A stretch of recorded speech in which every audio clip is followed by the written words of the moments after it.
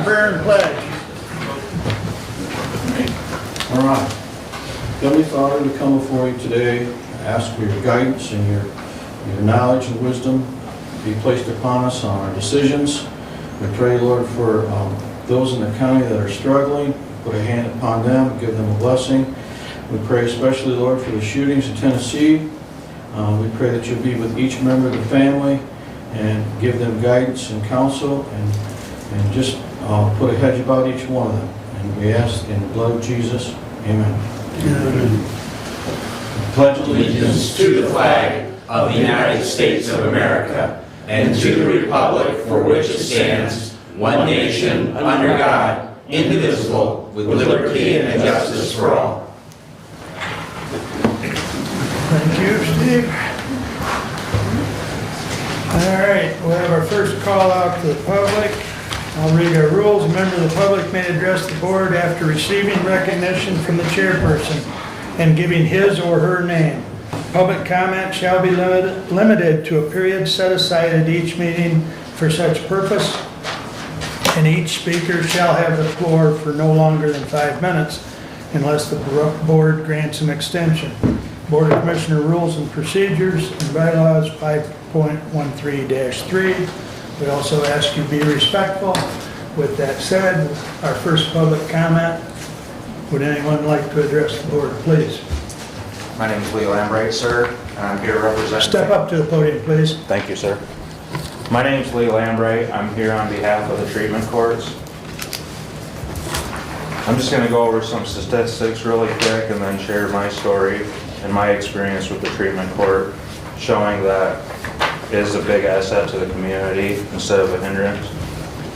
20.2 million Americans have a substance use disorder. 43.6 have a mental health problem. Nearly 8 million of these individuals suffer from co-occurring substance use and mental health disorders. People with these disorders are more likely to be incarcerated than treated. 65% of all U.S. inmates have a substance use disorder. The United States spends $80 billion annually on incarceration. Treatment courts improve education, employment, housing, financial stability, promote family reunification, reduce foster care placements, increase the rate of mothers with substance use disorders, delivering fully drug-free babies.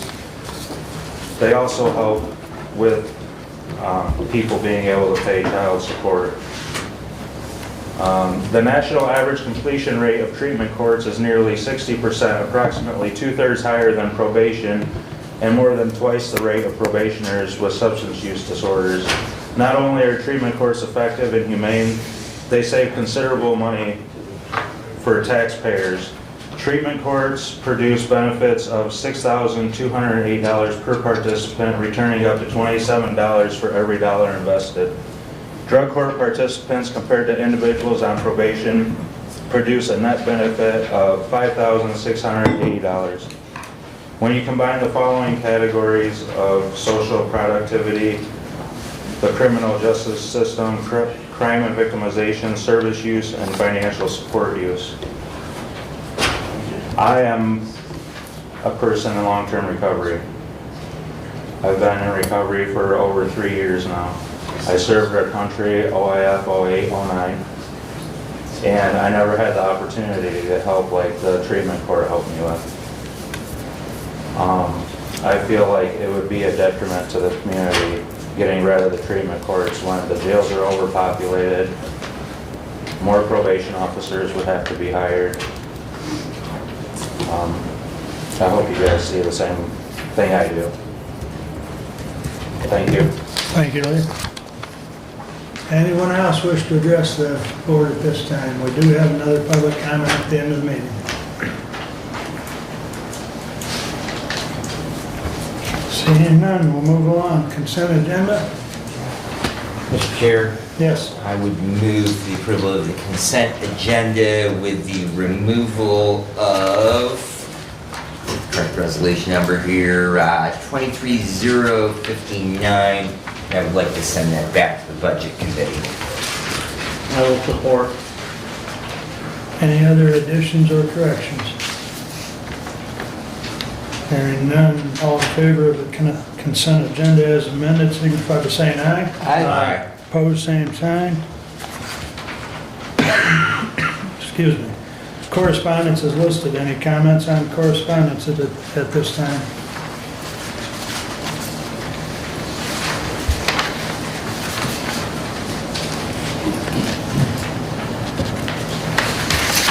Hearing none, I would entertain a motion to approve the regular agenda. Move to approve. Support. Any additions or corrections? Hearing none, all those in favor signify by saying aye. Aye. Opposed, same sign.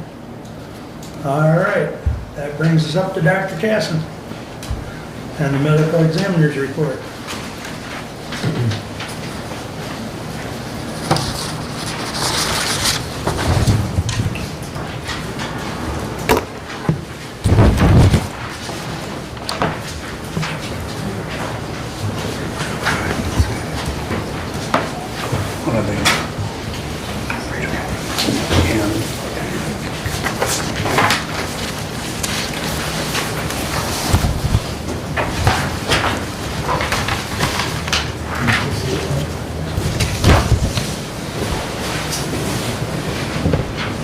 I apologize, we have a bad HDMI cable. Thank you for your assistance. Mr. Wiley, good morning. Morning. Gentlemen, commissioners, good morning. Ladies and gentlemen, I'm sorry my back is to you, at least partially. I'll try to speak louder than I sometimes do. And hopefully you can hear me, but if not, don't hesitate to ask questions. Today I've been asked, or I have been asked, to give today an annual report on the medical examiner's office and activity. I will try to be brief, but to assist you, there should be, along with your agendas, a copy of the slides that I've shown you. They are for your use, so make notes of them if you wish, or ask questions if you will.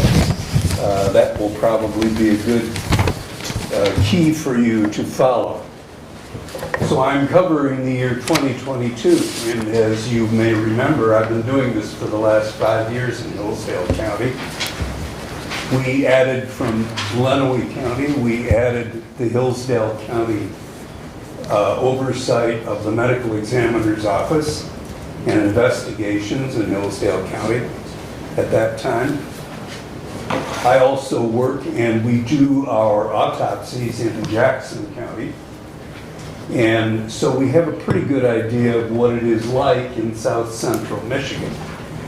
In my experience as chief medical examiner in Detroit, however, I had a different experience. It was a good experience, at least from a professional standpoint. I learned a lot, in other words. Not that I liked working there, but it was a good experience because it certainly extended or broadened my professional experience in dealing with crimes of all sorts and violence and whatnot and the effects on bodies. Fortunately, we do not have that same ratio of violence to nonviolence in Hillsdale County. As you know, that's why you live here, I'm sure, and why I work here, as a matter of fact. It's enjoyable, in other words, but there are incidents that need to be investigated. Just for your general information, a medical examiner case is a death that has been reported by law to the medical examiner because the cause of death is either unknown or sudden and questionable, or it is associated with a crime. It may be a known crime or a suspected crime. Okay? In other words, every death is not reportable to the medical examiner if the cause of death is known to be a disease or a natural death, and it is somebody who has been monitored by a healthcare service that can verify by documentation the basis for the decision as to why that person may well have died. So our job is not to discover known causes of death. It is to discover unknown causes of death, or to substantiate and further define unnatural or violent causes of death. That in general is what we do. So if you take a look at this first slide, you will see that in 2022, 439 deaths were filed. That is to say, death certificates were filed. That is to say, deaths occurred in the county of Hillsdale, Michigan. And of those, 136 were reported to the medical examiner's office and as needing investigation for one of the reasons that I said. It is either sudden, the cause is unknown, the cause is suspicious to be unnatural or not due to disease, or it is known to be due to something that is not disease. That is to say, it is an unnatural death. Okay? And those categories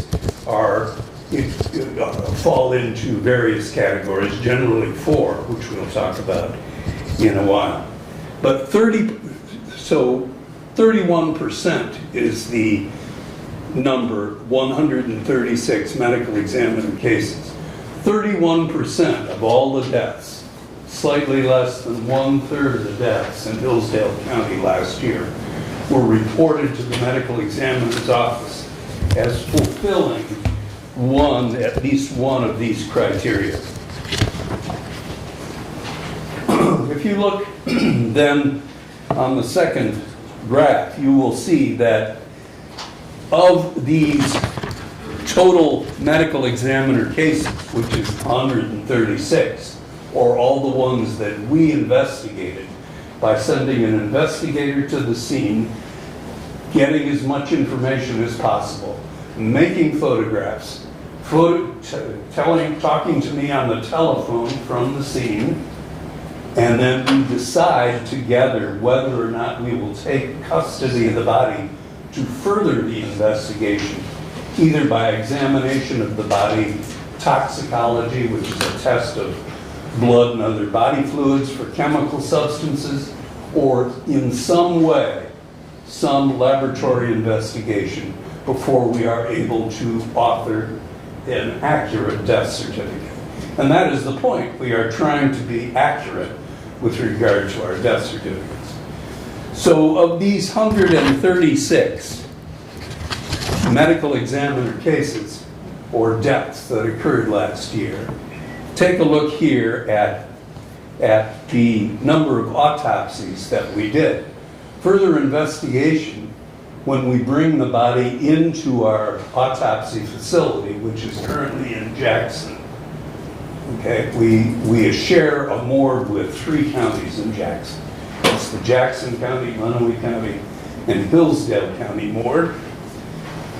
When we bring a body in there for careful examination, that is, and we enter into the body in a surgical fashion, we are doing an autopsy by dissection to examine the body carefully for evidence of disease and injury. Okay, so of those 136, and that's the blue line on the top, of those 136 deaths reported to the medical examiner, we brought in 49 bodies for autopsy. Okay? That is a 36% autopsy rate. Okay, that's the rate of autopsies that we did. That compares in previous years, as you see in the lines under it, from 2018 to 2021, which is also while we're working here. That compares with 42% in 2021 autopsy rate, a 34%, so slightly less, autopsy rate, even though there were many more deaths in 2020. And we know that is true because of the COVID pandemic. Okay, and we were not autopsying COVID-based deaths. We didn't then, and we don't now, because if the diagnosis is made, we know it's a natural death, a death from disease. Unless there is something else about the death that makes it suspicious, we do not autopsy those. Okay? In 2019, we had a 38% autopsy rate, and in 2018, we had a 45% autopsy rate. That's the first year we worked here for the full 12 months.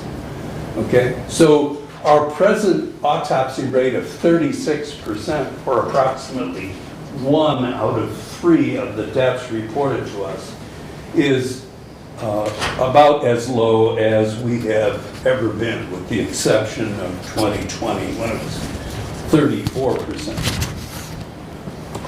Okay, let's take a look at the next slide, and you can see here that in the 136 medical examiner cases, we divide them by age and gender, just so that you understand who are these people who die, whose deaths we investigate. And you can see that there are 97 males and 39 females. So the males outnumber the females by more than 2 to 1, almost 3 to 1, but certainly more than 2 to 1. Okay, and it is, for instance, and the distribution in age, I don't know if you can see that fine print, but the distribution in age is much less in the early years of life, and in fact doesn't extend beyond adulthood, or it does, I'm sorry, it extends beyond the age of 44 for women only, but for males it goes back to 20 years old. And the peak being in the 50s to 60s. The only time it's equal, as you can see there, is in childhood itself. Males outnumber females in all other age groups.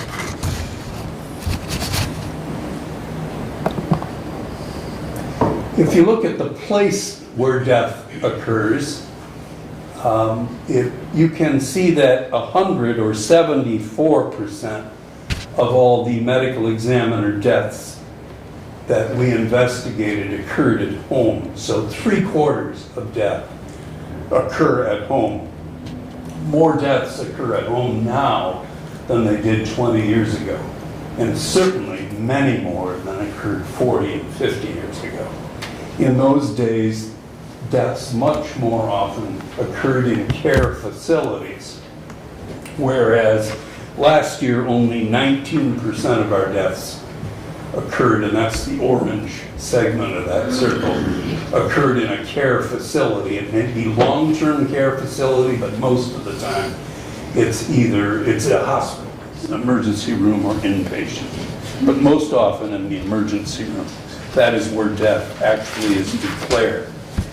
On a particular scene, that is to say, neither at home nor in a hospital or a healthcare facility, but on a highway, in a woods, whatever it might be, on a scene, there were 10 deaths that occurred, or 7%.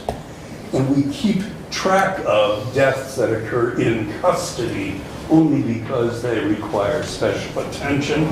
And we found that in 2022, no deaths were reported as occurring in custody. Okay, if you look then at the manner of death, and this gets to the subject of how we classify deaths in general as either natural or unnatural. Natural deaths are due to disease, whereas unnatural deaths are due to some other external force. And depending on that force and who directs that force at the decedent, the person who dies, it is called either a homicide or a suicide or an accident. So it is done either with intent, a homicide or a suicide, or it is done generally, as far as we can tell, without intent, and that's why we call it an accident. In that category of accident, most often you can think of deaths like automobile and industrial accidents that occur on the highway. In that category of accidents, we put most drug-related deaths. And the reason for that is we do not assume that people tend to or want to kill themselves from drug ingestion or injection when it is in overdose or beyond their capacity to tolerate. Most of the time they take the drug to get a sense of feeling and survive it. But if they do not survive it, we therefore call it an accident as opposed to something else. Even though it may be something else, we try hard to understand that subject, but in general, we fall into the category of accident for the reason that we are unable to exclude, or we're able to exclude specifically whether that it is a homicide or a suicide.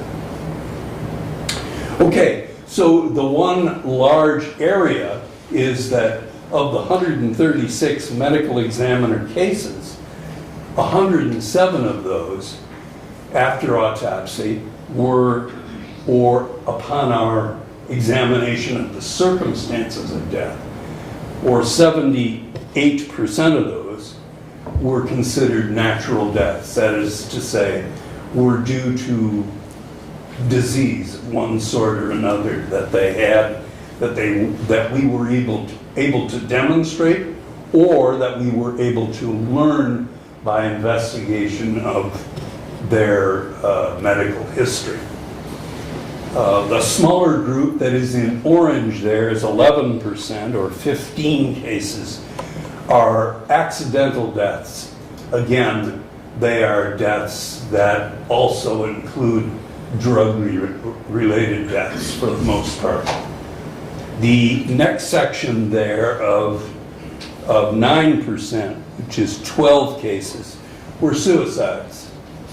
12 suicides out of the 136 deaths investigated. These are established by our investigation. They're verifiable. We have evidence that they were self-directed deaths by a number of reasons, by examination of wounds and circumstances where notes may be left, specific suicidal ideation has been shared with people close to them or near them at the time that it occurred. So we are able to substantiate that diagnosis. I do not call anything a suicide that I am not sure is a suicide. Okay, just in case you wondered. I do not guess. I'm not supposed to guess. Everybody else guesses. I'm not supposed to guess. That's the reason, or one of the reasons, the medical examiner's office has been instituted nationally. Finally, we had one homicide during the year, and that is the smallest section in the orange at the top. One death we called indeterminate, and that's the 1% as well at the top.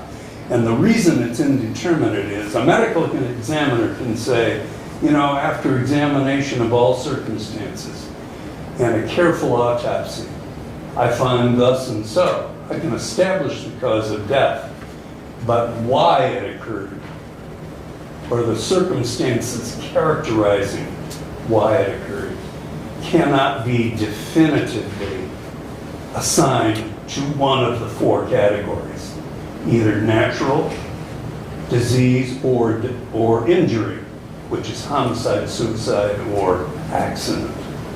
In other words, it may be in either one of two or three of those. And in that case, with legitimate question open, I characterize it as cause, or the manner of death, as indeterminate. I am always able to revise it if I get new evidence. And so those cases are kept open for 20 or 30 years, whatever it takes. But we do not throw them away. If we get more information on a particular death that we've called indeterminate in the past, we will indeed change it on revisiting it.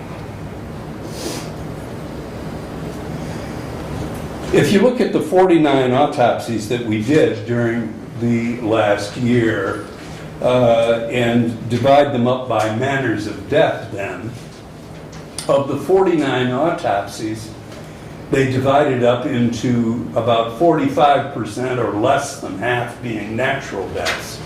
We are autopsying deaths, just so you know. Why do we autopsy a death? We are looking primarily for deaths that are unnatural, that are due to disease, that are due to misfortune of some sort. Okay? And we want to characterize those exactly, why they may occur and when they may have occurred. We are not looking to identify natural death, although in the course of our work, we uncover about 45%, as I said last year, natural death. And that is that blue section on the right. The orange on the bottom is accidental death, or 13 of the cases. And again, the drug-related deaths fall into that. 12 of the cases that are in the gray section are suicides, are all the suicides that we had during the year. And then the other two are homicides. We had one homicide, as I said, and one indeterminate, which are the two small sections at the top. Okay, now, looking at these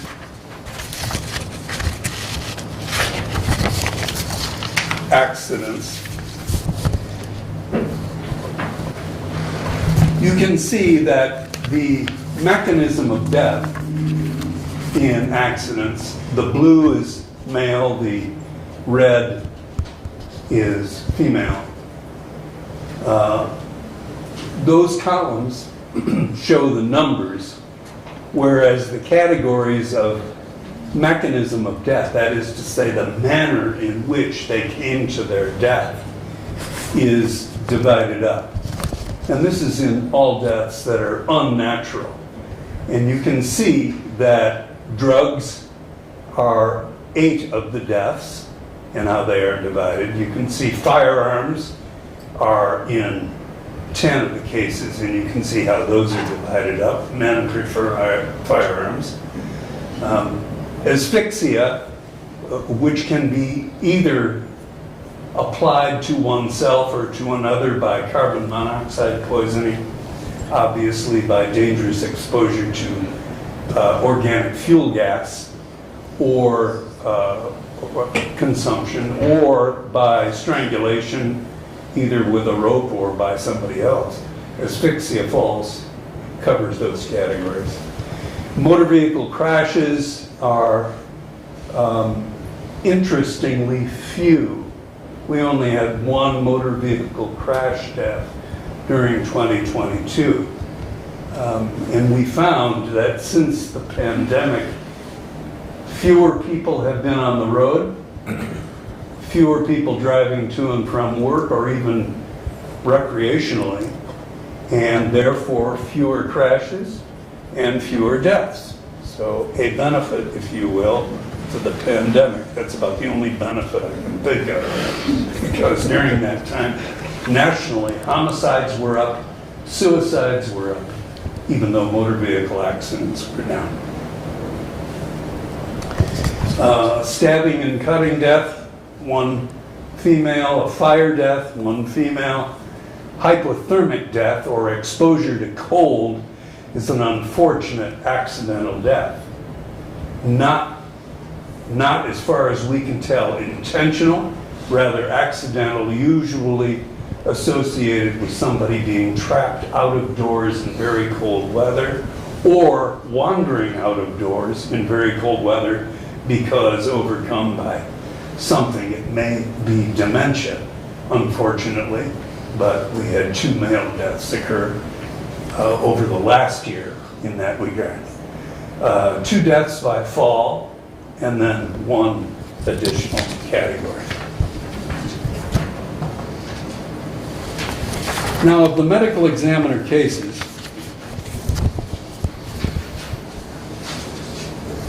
that fell into the category, we'll look at a few of these individually, into the category of drug-related death. I mentioned that 8 of our deaths were drug-related. And just so that you understand that, it's 6%.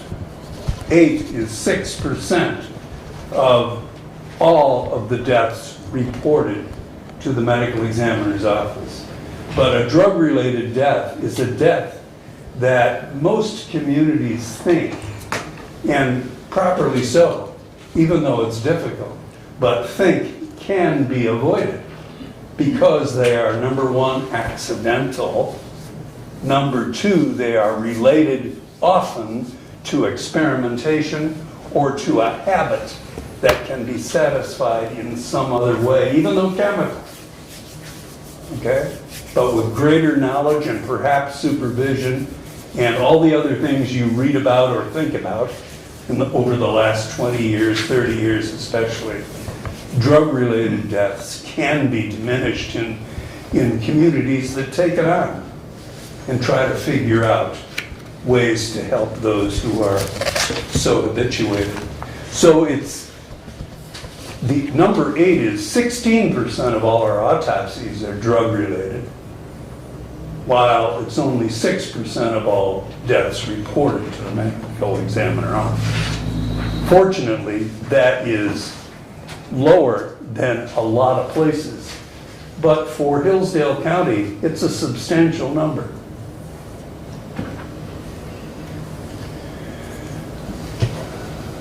Taking a look at suicides as a category.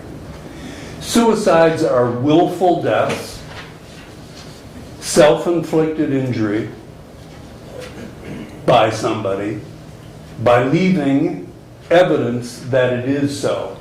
And that is usually by writing a note, telling somebody that they're going to do it, videoing themselves doing it, talking on the phone to somebody, writing a text, you know, all the ways people communicate today. But it definitely requires, for my certification of suicide, and I say mine, because medical examiners around the country sometimes go on a good guess. I go on a good guess in some cases, but never suicide. I want to be sure that somebody kills themselves by intent before I call it a suicide. In other words, I don't want to miss a homicide, number one. Number two, I don't want to miss an accident either. I'd rather they go into those categories than call them suicide, because the evidence should be clear. Excuse me. And so I require that, and I have always taught that in all the teaching jobs that I have had over the years. So you can see there, again, the blue columns are males, the red columns are females. You can see suicides are a predominantly male tactic, perhaps at least in Hillsdale County, in 2022 anyway. And you can see the age distribution of the suicides. They go back to the 20s for males and go up into the 70s, whereas all the females, the 2 females, are in their 60s. And then you can see the mechanism by which suicide was accomplished was by firearm, primarily for males, 1 in female, and asphyxia, 2 for males, 1 for females. Taking a look then at the group of accidents, as you can see by the mechanism of death, if you look over at the right-hand side, the bar chart, you can see that drugs, the 8 drug deaths fall into that category, and they are the predominant accidental death in Hillsdale County in 2022. And that's why it's significant. Without drug-related deaths, accidental deaths would be relatively few. I think you'd agree, just by looking at the a cursory view of the chart. Hypothermia was 2 deaths. Falls were 2, as we said before. But you can see the primary accidental death category is drugs or alcohol, or both together. Alcohol is a drug, right? I hope everybody accepts that from me. Alcohol is a drug. Whether you enjoy taking it or not, it's still a drug. Okay? And why is it a drug? It is a drug because it does alter physiology. It does alter sensorium. It's not to put a black reputation on it. The point is to characterize it properly. And then you can see by age and gender, the group that is most affected by accident is the group in the 60 to 70-year-old age group. But it's distributed. It's distributed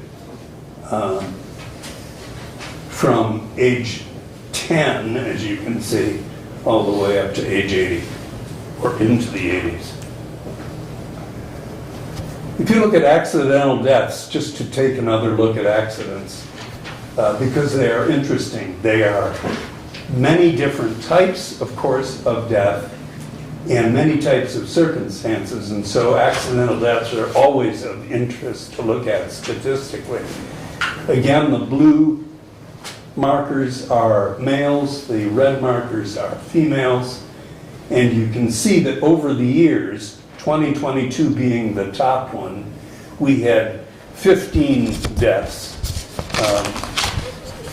related to, 15 deaths that were accidental deaths, as opposed to previous years where the accidental deaths were actually greater. And one of the reasons is that road traffic deaths are fewer now than they used to be. But the other thing is that in one past year, particularly 2021, drug-related deaths were very high.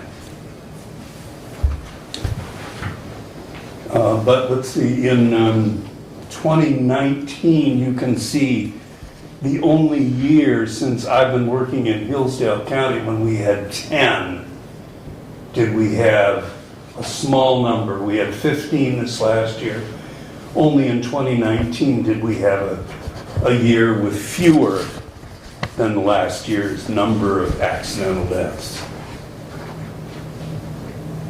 If you look at suicides in the same way, by comparing them over the years, you can see that the suicide rate was actually higher, by 1 anyway, but 1 is important. In a county with not a great large population, you can see that 1 or 12 total suicides is the greatest number we've had in the years that I've been working in this county. Okay? And you can see that from the years 2018 at the bottom up to 2022 at the top. Homicides, fortunately, are few. In 2018, the first year I came, we had 3. In 3 successive years, in each of those years, we had 1, none in 2019. But they are fortunately few in Hillsdale County. Okay?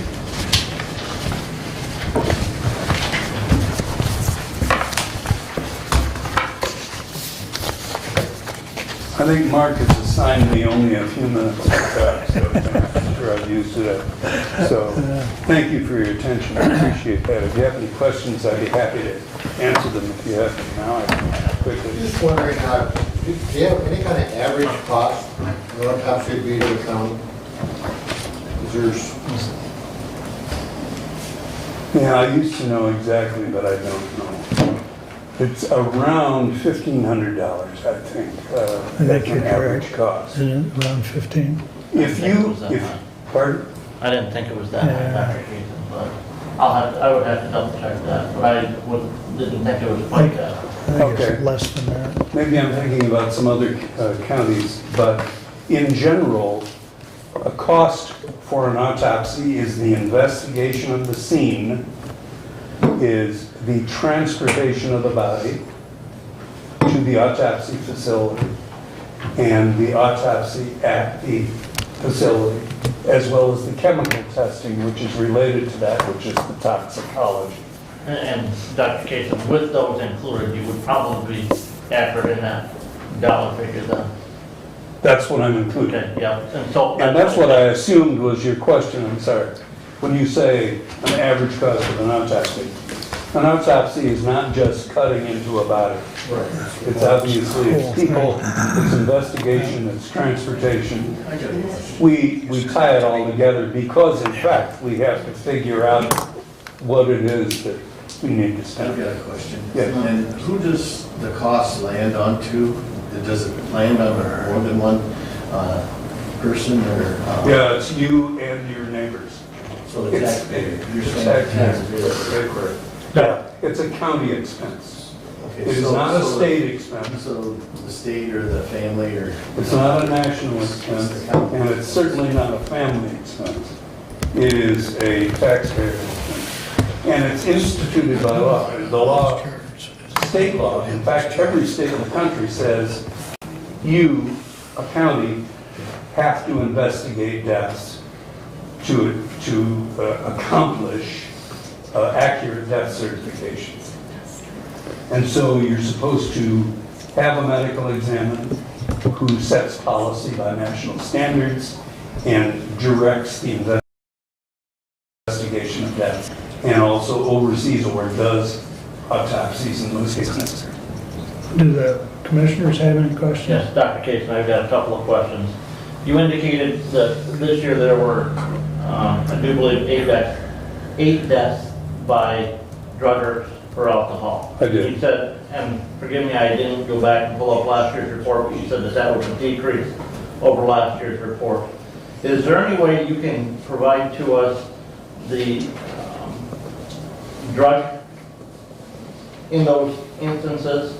I can do it pretty easily, even though I can't do it exactly from memory. The favorite drugs that kill people are methamphetamine, currently, and fentanyl, as you probably have heard. Why? It is because methamphetamine is dirt cheap and it can be made at home. I'm not going to tell you, you can look it up. But, so I don't want you to tell your kids. Okay. And fentanyl is easily bought because it is manufactured in such great quantity all around the world, but tremendously so in Mexico, frankly.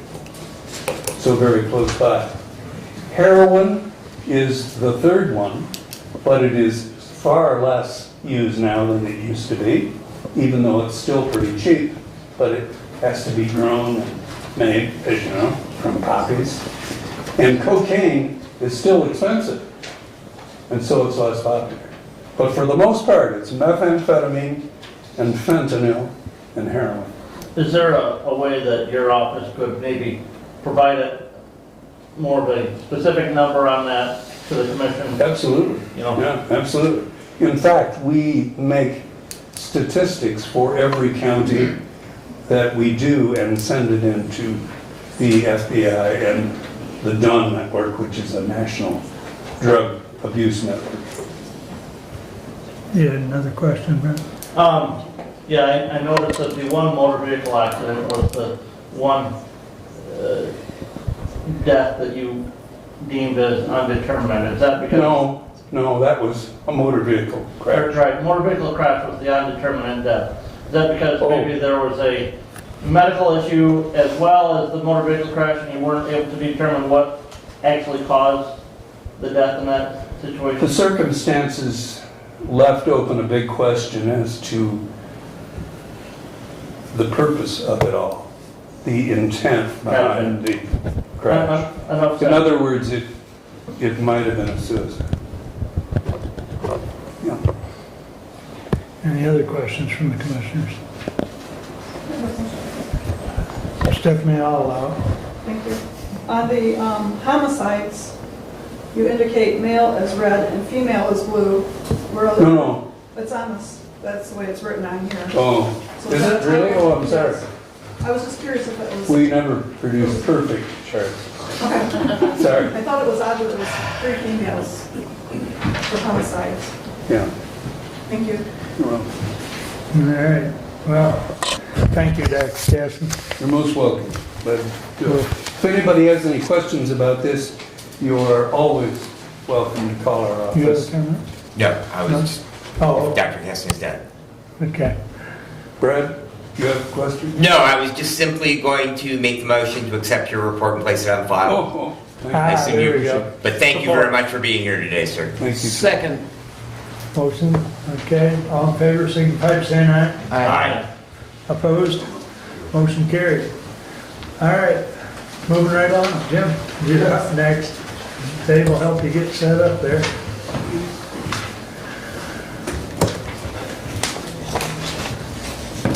And I did send your slides to the commissioners this morning, the updated ones that you sent out. Okay, great, thank you. David, you'll see the medical examiner's report gets published on the website, please. I can, yeah. We would appreciate it, thank you. Okay, good morning. Thank you very much for inviting me here. I'm Jim Milne. I'm the Water Use Assessment Unit Supervisor in the Michigan Department of Environment, Great Lakes and Energy's Water Resources Division. And I was asked to come and give an update on Aqua Bounty and the Mission-O Aquifer.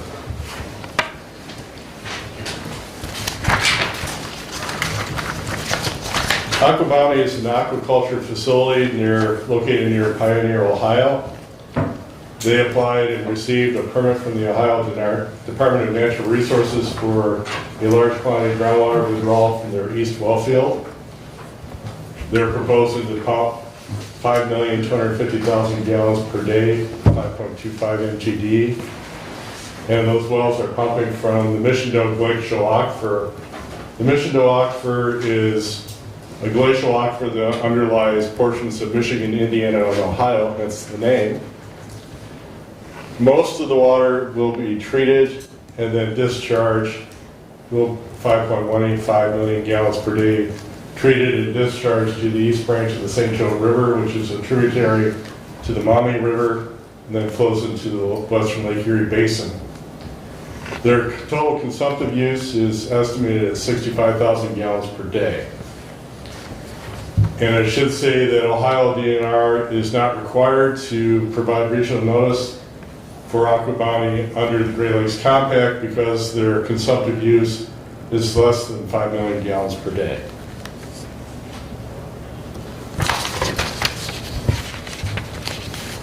This map was provided by Aqua Bounty to the Ohio Department of Natural Resources. Since we haven't received a monitoring plan from Aqua Bounty, I would caution everybody to consider this a draft map, potentially subject to change. So on the map here, this red rectangle labeled AQB property, that's the proposed Aqua Bounty plant facility. And this polygon over here is their east wellfield location. There is the east branch of the St. Joseph River where they're going to discharge their treated discharge, and it flows that way toward the Maumee River. There is the state line, and of interest is 3 locations where they're proposing vertically nested monitoring wells inside the state of Michigan. And when I say vertically nested, what I mean is that there'll be a deeper, each well pair, there will be a deeper well screened in the Mission-O Aquifer, the one that they're pumping from. And if there's a shallower overlying aquifer, they'll set another shallower monitoring well there. So there's one location up here to the north, another one which is off the screen to the northwest, and another one here by Mary Lake.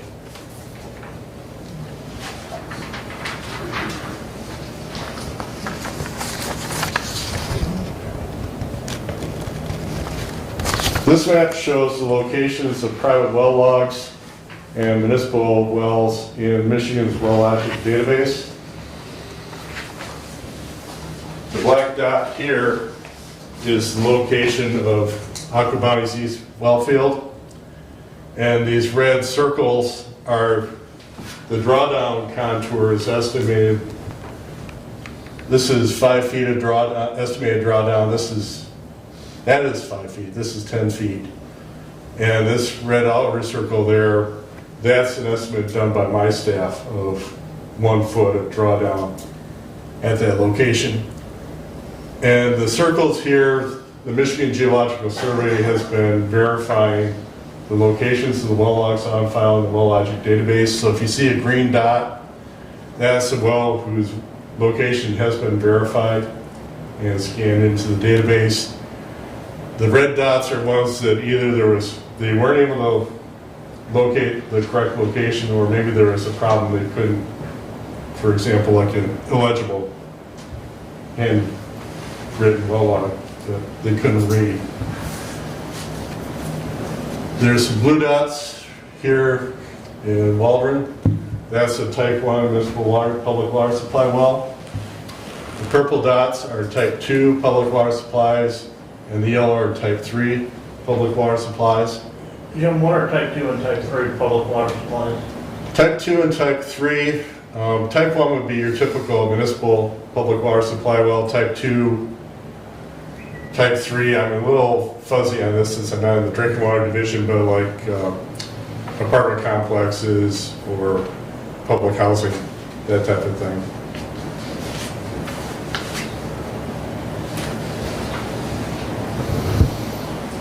And if you're curious, I can contact our drinking water division and get you a proper definition of what type 1, type 2, and type 3 are.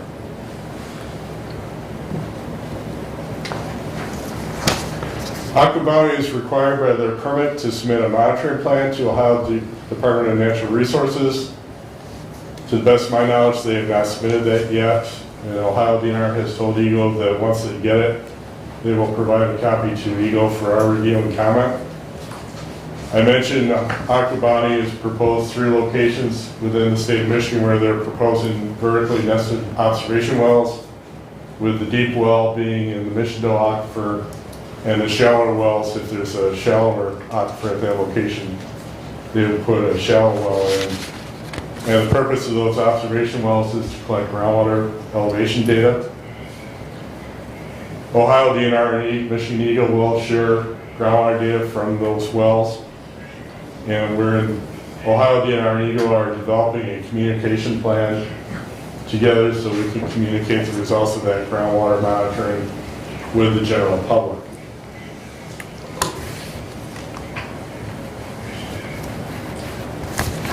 There's contact information. Bradley Lodge is the main contact at Ohio Department of Natural Resources. And below that is my contact information.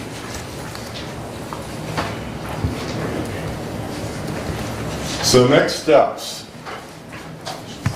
Eagle is going to be working with Ohio DNR to develop a complaint response plan if we receive reports or they receive reports either of public or private irrigation wells being impacted by the drawdowns, if there are reports of impacts to streams or lakes or wetlands.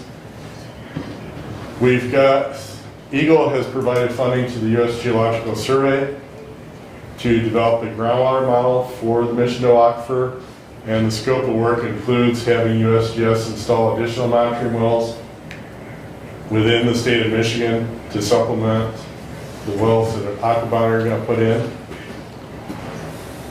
We asked the Michigan Department of Attorney General to advise Eagle on what our options, if any, are under state law and case law. And I mentioned the USGS model being developed. So with that, are there any questions? Steve?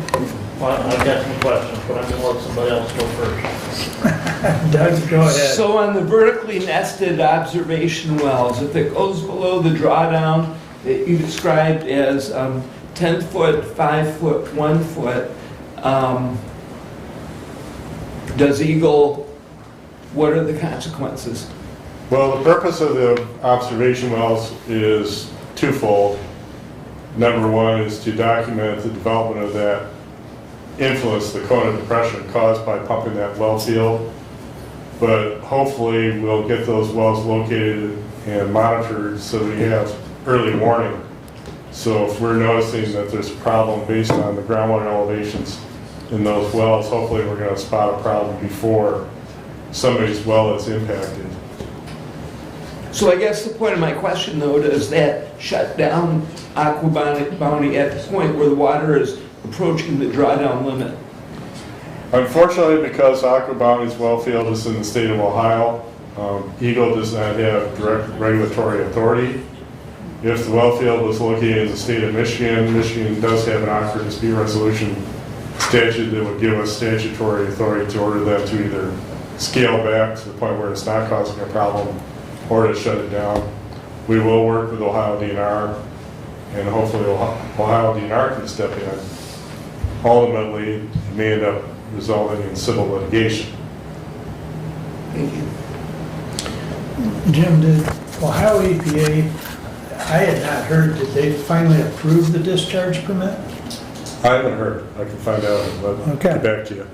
There's nothing on the website. Right. Yeah. And what he's talking about, the Ohio EPA, separate state agency in Ohio, they're the ones that issued the surface water discharge permit. And what Ohio DNR's permit was strictly for the large quantity groundwater withdrawal. Go ahead, Brad. Jim, in 2011, there was a movement fronted by the city of Bryan, Ohio, to have a federal sole source aquifer implemented that would cross the state line into both Michigan and into Indiana, as well as the state of Ohio.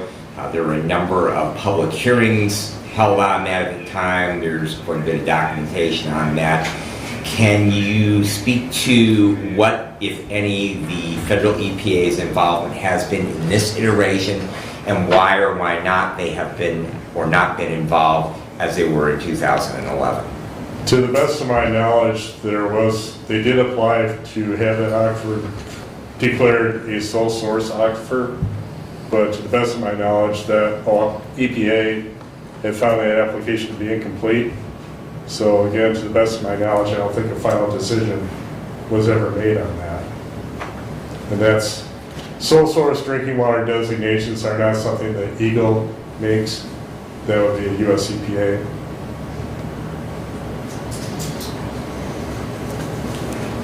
We do have documentation on file that's available for Eagle's use, for Ohio DNR's use, and USGS, so they'll be using some of that information, USGS will, in creating their groundwater model. But to date, there has been no request at a federal level to any of our Michigan's federal legislators to renew that request or reopen that file in making that designation.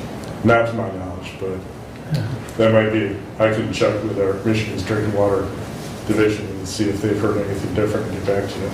Thank you. Jim, you just said something about USGS creating their groundwater model. Don't they already have a groundwater model, and don't they already have a modeling of the Meshendo Aquifer? They've started that project. The USGS's Ohio, Kentucky, Indiana Water Science Center began it, and it's being added to by the Upper Midwest Water Science Center, which is Michigan, Wisconsin, and Minnesota. So we're working with them. They've shared a draft version of their model. It's still in the works. But isn't there a USGS model of the Meshendo Aquifer from back in the 1988? That's the question I'd have to ask USGS to get back with you on. Because it was referenced, or there was, and forgive me on the year, but it was referenced in the application by Aqua Bounty, and it was used as a source in the determination by the ODNR. So is USGS just creating this, or are they updating what they've already had? I believe they're creating a new one. They should be drawing on that and other available research. Okay. Go to your next map, if you would.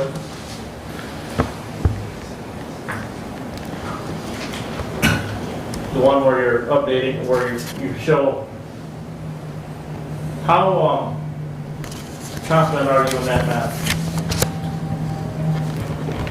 That was based on Eagle's review. We got, Aquaboni's consultant gave us a written report of their groundwater model and their aquifer pumping test. We requested the actual model, groundwater model file so we could have our groundwater model staff review that.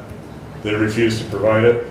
So it's based on the best available information we had, but that is an important caveat that we haven't had an actual opportunity to review their groundwater model itself. Okay, so when did you guys start trying to verify the wells that are stated in well logic in that method? That's an ongoing project the Michigan Geological Survey has been doing statewide for a number of years. And that map, those results should be current as of the end of February. Okay, because So- in September, Eagle submitted a comment on the most recent Aquaboni permit, and you created it and signed the technical report that went with that. And in that report, there are 3 spreadsheets. One of them dealing with the 1-foot drawdown contour wall elevation, a 5-foot drawdown contour wall elevation, and a 10-foot drawdown contour wall elevation. If I look at that spreadsheet,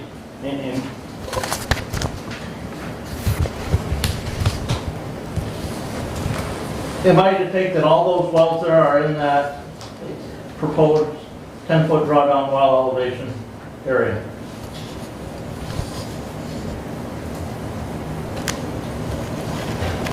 No, this table will include wells located outside of that 10-foot zone. How far outside the 10-foot zone? We have all the wells in this table should be plotted within that 1-foot estimated drawdown circle. But again, so all these wells should be within that 1-foot circle. Then why are they on the 10-foot drawdown table?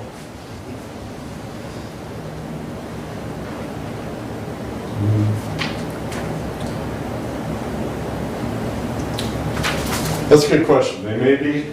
It's got the latitude, longitude coordinates, so I would have to go back and ask that.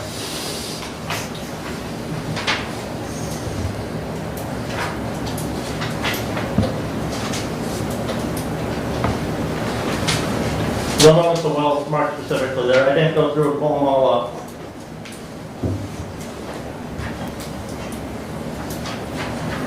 But I would tell you your well logic report's wrong. That well is not at that latitude and longitude. Based on the simple description of where the property is, it's not at that latitude and longitude. So I'm wondering, how good is the data that you guys are using in determining your evaluation? Well, that's, as I said, this figure is based on their results validating that as of the end of February. When we developed that table,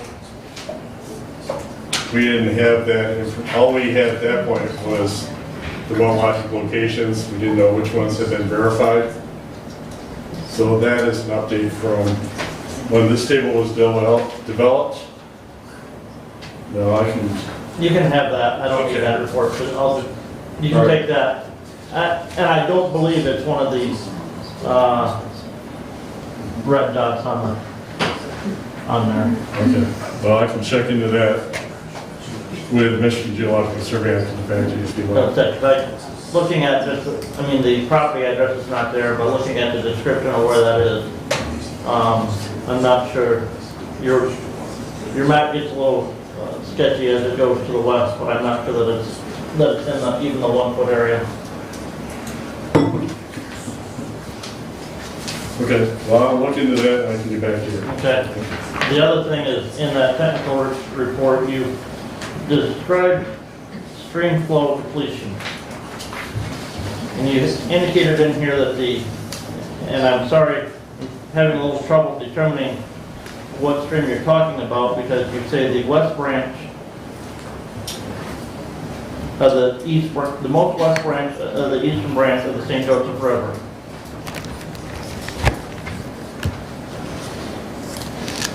What document have you got there? This is part of Eagle's commentary that they submitted to the Ohio DNR Oh. in September, Yeah. and this is Jim's, So you can probably see it better, some of the tributaries better on that map. mhm. And you've got it defined as Water Management Area 995187.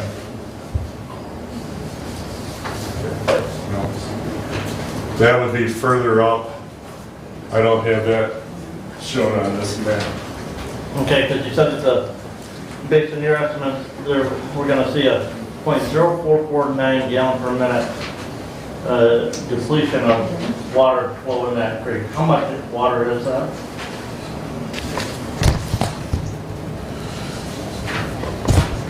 That I can convert over to CFS and back with you on that. Okay. So, And Eagle didn't issue a direct stance that they were against the well, or the withdrawal, correct? no, we provided comments to Ohio DNR and made recommendations for changes that we would like to see in the proposal, some of which Ohio DNR accepted and others were not immediately acted on. Okay, because the letters from the director of Eagle said that, as opposed to granting the eastern well field, you guys would rather prefer that they split those withdrawal, part from the east, part from the old south well field, correct? Right. Yeah, not shown on that map, but south of Pioneer, there was another property that Aquabonning was evaluating that was called the South Well Field. And for whatever reason, might have been property access, they revised that proposal to go away from having the pumpage split between the South Well Field and the East Well Field to using solely the East Well Field. At the time, Eagle's recommendation was that to lessen the impact on the state of Michigan, if they split the pumping between the South Well Field and the East Well Field, then we would have less of an impact on the state of Michigan. Okay. In Michigan, if somebody puts in a large quantity water withdrawal well, that then causes their neighbors to lose water from their well, what happens? In the state of Michigan, a large quantity of water withdrawal, we have Part 317, the Aquifer Dispute Resolution Statute, where the state can step in if it's the large capacity well is an agricultural well. The Michigan Department of Agricultural Rural Development has lead jurisdiction.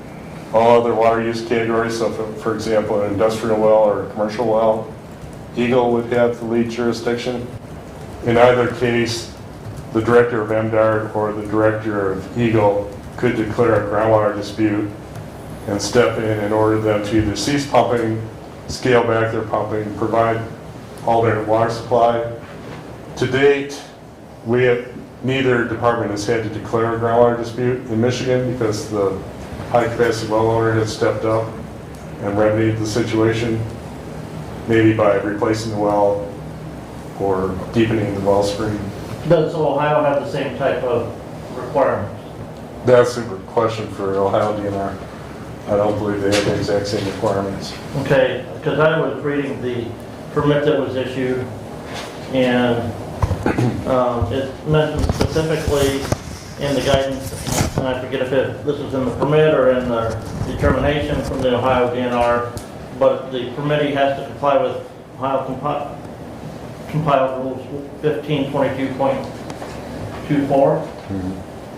Which, and again, I'm not a well expert, but if I read that, it sounds very similar to Michigan. Similar in some, yeah. Quantity water withdrawals that also requires a replacement water supply. Similar in some respects. My understanding, this would be, we really should talk to Brad Lodge at Ohio DNR to get a better response, but my understanding of the Ohio statutes, they're key. That's why they have a 5-foot and a 10-foot drawdown determined there. They have more authority over 10 feet or more of impact, but they accept complaints up to 5 feet. Michigan statute, we don't have a set drawdown limit. It's interfering either with the water quality or the water quantity in the well, which is why we wanted to have our staff estimate out. It's not practical to go out to the 0 drawdown, but to be conservative, we asked my staff to develop a 1-foot drawdown. So that's a conservative estimate based on the available information. So in Michigan, if somebody's in that 10-foot or 5-foot drawdown area, this proceeds, I still see a bunch of blue sky regarding this situation, but if it proceeds, will those Michigan residents have to file a complaint with Ohio DNR if they suffer drawdown? Yeah. Will Ohio DNR? They should complain to both. I would ask them to contact both Eagle and Ohio DNR. Ohio DNR has the direct regulatory authority, but we're developing a joint complaint response system, so definitely Eagle wants to be in on them to be informed of any problems. So Michigan residents are going to be subject to Ohio compiled rules? Basically, because the well field itself is in the state of Ohio. Yeah. Now, there may be civil litigation ultimately.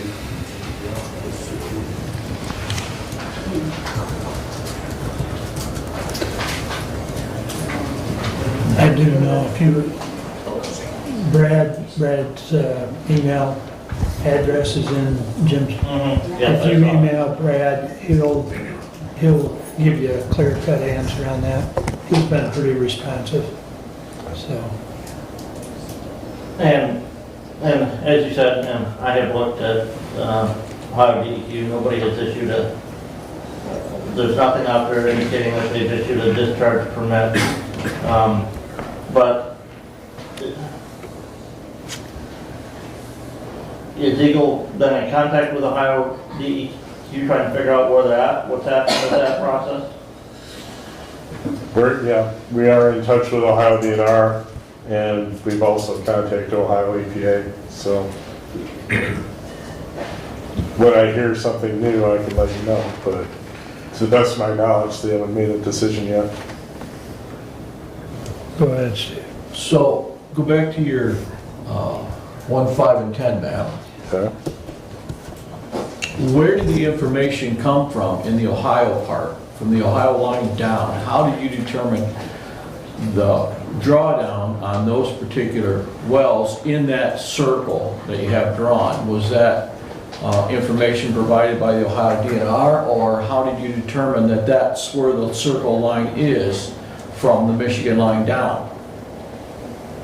That was based on the aquifer pumping test and groundwater model reports submitted by Aquabounty to Ohio EPA. The 5 and the 10-foot were, but the 1 foot was... The 1 foot was... That was developed using Eagle's model.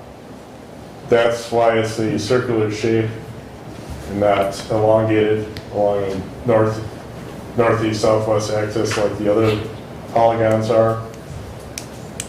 But we made a very conservative estimate using an analytical solution, and that's our best estimate of where the 1 foot extent should extend out to.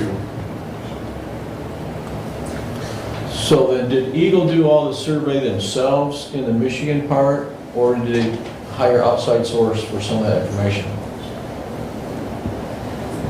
The well locations themselves are in the WellLogic database, so those are based on well logs that are on file with the state in the WellLogic database. The location of the 1 foot drawdown estimate, that's based on my staff's groundwater model. estimate, and the 5 and 10 foot drawdowns are based on the consultant for Aquabonic.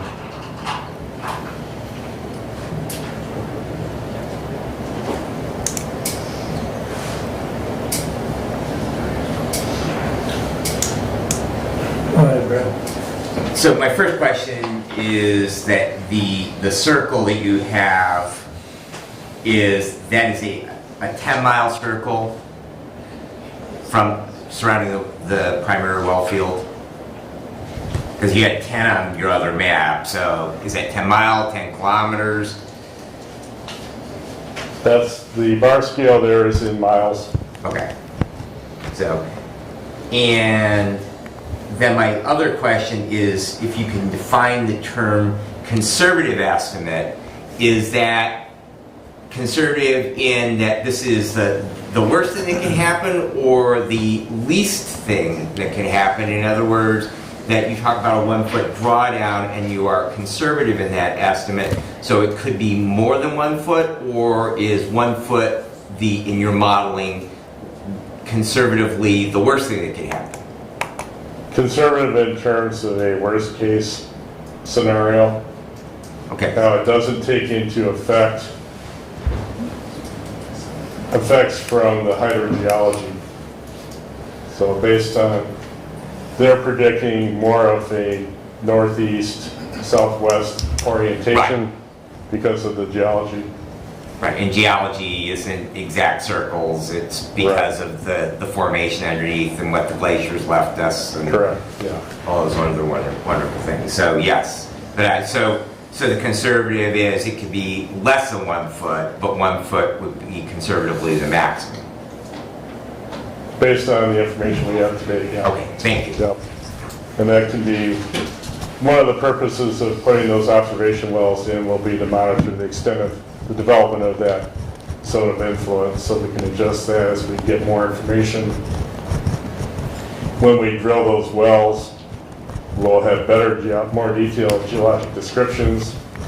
Hopefully we'll be able to gamma log, do some downhole geophysical logging of the borehole itself and provide more detailed information. Okay, so was this based on an annual waterfall for how many years? 5 years, 10 years? Because the annual waterfall is absolutely going to have a factor in the water level of the aquifer. So how did you determine all this drawdown? Was it a period of years for annual waterfall, or how did you come to a conclusion like that? That's the amount of recharge that's being infiltrated down into the aquifer is a parameter. Now, based on the geologic description that was provided, their estimate is that the Michigan aquifer, that there will be confining layers separating the shallow aquifer from the deeper Michigan aquifer, which would inhibit the amount of recharge percolating down to recharge the aquifer. So beyond specifics with that, I can have our groundwater modeler talk to you. They can give you all the details.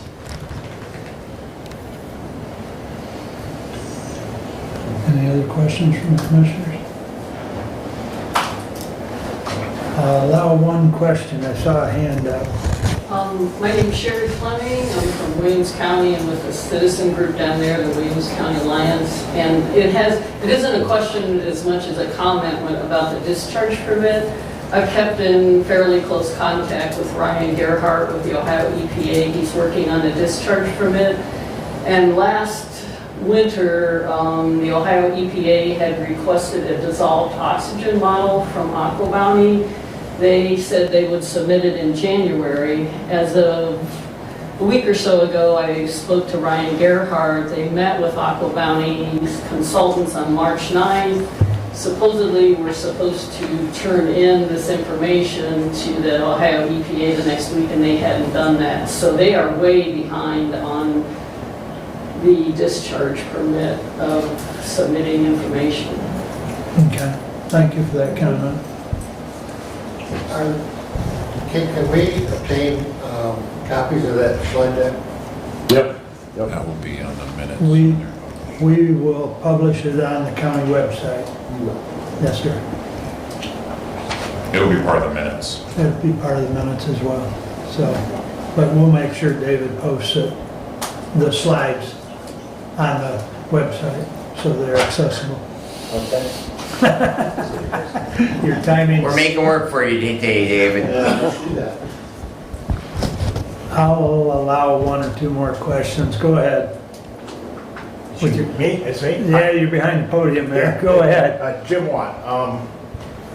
Two questions. One is the percentage of geography there that, in that big circle, how much of Hillsdale County does that represent? That's pretty much all Hillsdale County with it. I think the Lenawee County line. Yep, this is the Lenawee-Hillsdale border right here, so the vast majority of that area is within Hillsdale County. Okay, I guess I'll rephrase the question. Of the total acreage in Hillsdale County, what percentage is this of that? Of Hillsdale County, Yeah, is it half, is it a third, is it 75%? a lot less than that. I'm gonna say it's gonna be in that 30%, 28 to 30% range. Sounds about If right. you've got Roughly. math. Yeah. Trying to get my bearings here on the north. It goes up to. This is Hudson Road, right? Yeah, Yeah. Okay. goes up to Bird Lake there. Yeah. Okay, to preface my second question, I'm the supervisor in Amboy Township, and that map basically takes my whole township. Okay? What additional resources can we go after to negate this whole thing? Where do we go? Who do we turn to? It's to me, not just Ohio and Michigan, but you take it out a little further, you're gonna run into Indiana very quickly. It's a tri-state thing. Anything involving 2 or 3 states, is that not a federal thing, issue? Or shouldn't it be? And if so, where do we go? Who do we talk to? The way the laws are currently written, it's really not a federal. If they were to, the federal would have jurisdiction over declaring an aquifer a sole source drinking water aquifer. So that they have jurisdiction over large quantity water withdrawals. The federal government doesn't get involved. It's the states. If there is a civil dispute interstate, that would go straight to the federal courts. For example, there's a U.S. Supreme Court currently, there's a case involving Mississippi and Tennessee having a dispute over the influence of underneath the city of Memphis that's extending into Mississippi.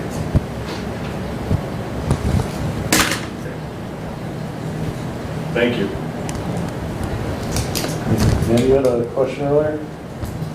Yeah, you mentioned that Aqua Bounty is going to put 3 test wells in Michigan. Is that on private ground? Did they buy that ground? Is it that they can only monitor the water in it, that they can never withdraw from it?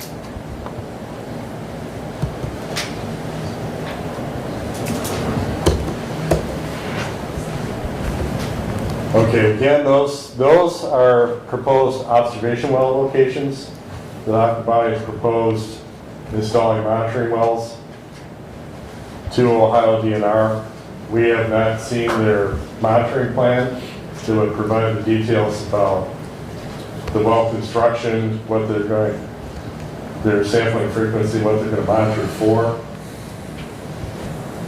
Now, the property ownership, we'd have to look up the ownership of the parcels where those are located. But again, if they are monitoring wells, can they never withdraw and say, sell the water? The purpose of the monitoring wells would be to collect groundwater elevation data, potentially groundwater quality samples. I wouldn't classify them as production wells. They're observation wells. Could that change for them? Not likely. Typically, a monitoring well is usually a 2-inch diameter, maybe a 4-inch diameter well. And production wells are typically larger diameter. So really, the purpose of those wells is to collect groundwater elevation data, potentially also groundwater quality samples. Okay, any other questions from the commissioners? No. I think, we've kind of I've run the course. Thank you. Good, thank you very much. Yep, Jim, thank you for coming, and maybe we can have you again, come down later in the year if anything progresses. Yeah, so if and when we get the monitoring plan, then yeah, we should talk after Eagle's had a chance to review and comment on that.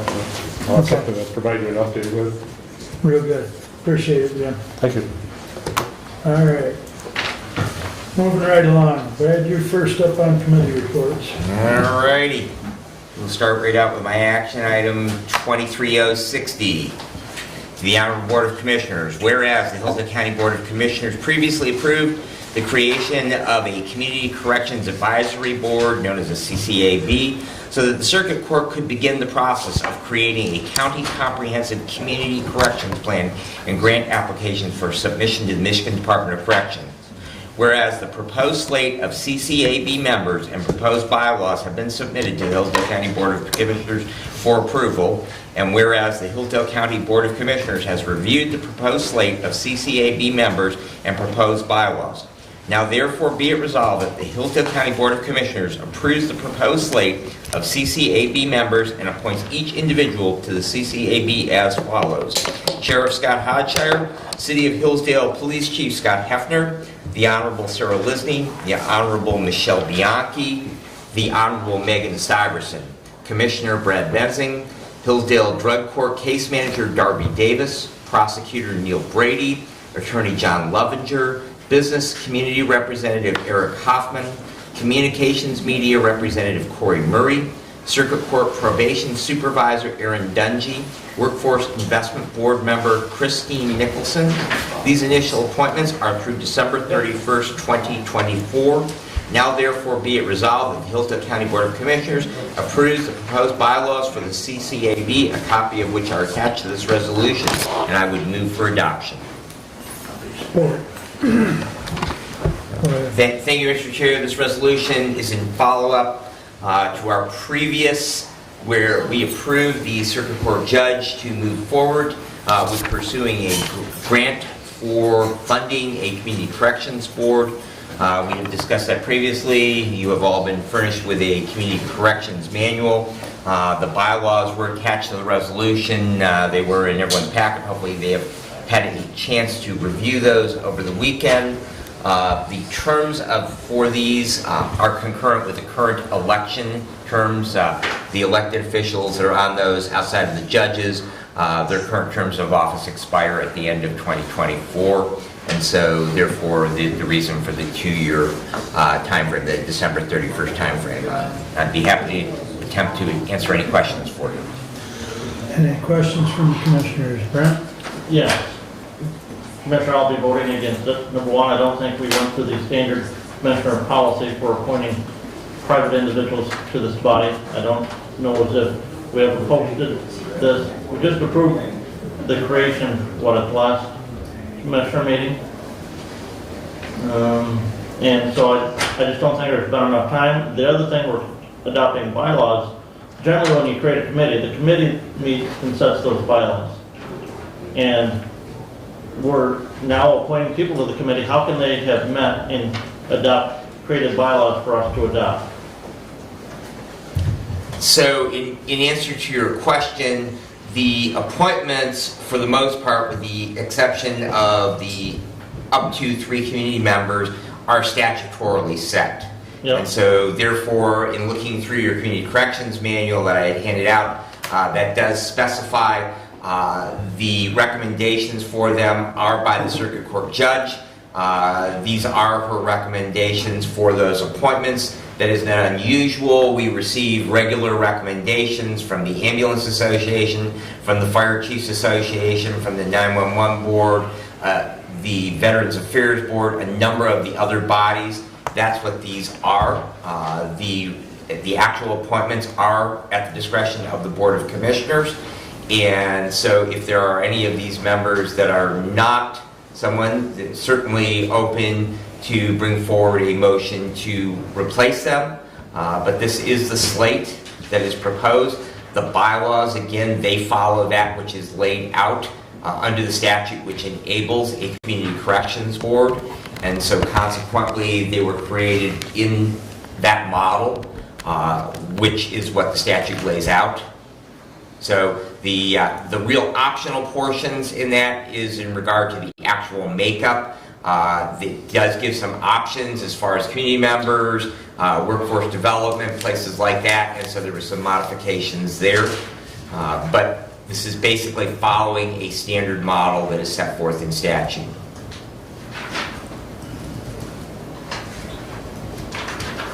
Other questions?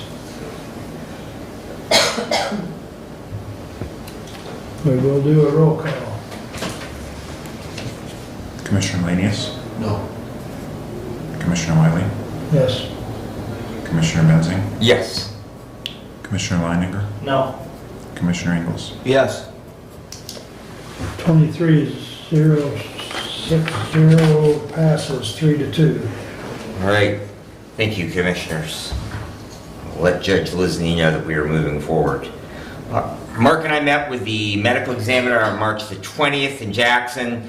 Work does continue on developing a Multnomah County Office of Medical Examiner. Interestingly, we have a fourth county that is possibly interested in joining that.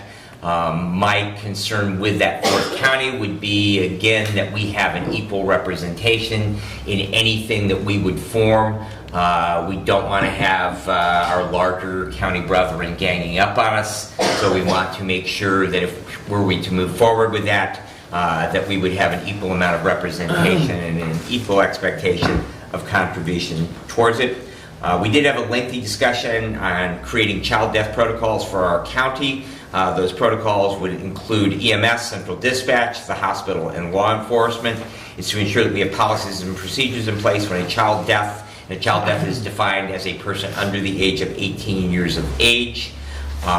Dr. Tassin is recommending also that I join. We have a county child death review panel that meets quarterly, and he is recommending that I, as the public safety chair, join that panel. I have actually now spoken with the Department of Health and Human Services, who makes those appointments, and I have been invited to join that. We'll plan on meeting with them at their next quarterly meeting in May. So, and we will continue to keep you apprised as we move forward with what that will look like as far as that future panel. The idea right now is Jackson County does have a medical examiner. Lenawee County has a medical examiner. We contract for those services from Lenawee County. What we are looking at is we will have one medical examiner, much like they do Kalamazoo. I believe they have an 8-county consortium over there. The state has been encouraging this. And the thought is that if we go into it ourselves voluntarily, it will head off in the future the state mandating that we join some form of a cooperative group of counties. If we go into it and negotiate our portion on it, again, we'll make sure that we have an equal vote in anything forward with that. The ETSB, Emergency Telephone Services Board, met on the 15th. I will be bringing a resolution probably at our next meeting with the recommendation, because we annually have to set the telephone surcharge, that be increased by 20 cents. That will take it from $2.60 to $2.80. That is the recommendation of the board. The maximum allowed under statute is $3. The voters have authorized up to $3. The commission has always been very, very conservative in improving any increases. And in fact, in my prior tenure on this body, we actually did decrease it at one point. The ETSB currently does have a fund balance. The concern is they have a number of capital improvement projects on the horizon. First and foremost is to replace a storage server that they have there. That's probably a $100,000 project based on estimates from our IT department. They also have 2 aging towers, one in Osseo, one in Camden, that were inherited, their former telecommunications towers. And if we move forward with an 800 megahertz project, those towers would be replaced regardless. But if we do not move forward with it, they are at end of life. We've talked about that previously. They're about $1 million a piece to replace. And so the concern is moving forward with those pretty significant financial projects that eventually they are going to, even if they were to max out today, the surcharge, that they are going to have a problem in the future in regards to funding the operation of that, and that it may require additional funding outside of it if they are to keep operations. So did want to make that aware, because there are some discussions within the ETSB themselves in how they will continue to fund operations 5, 10, 15 years out from where we are today.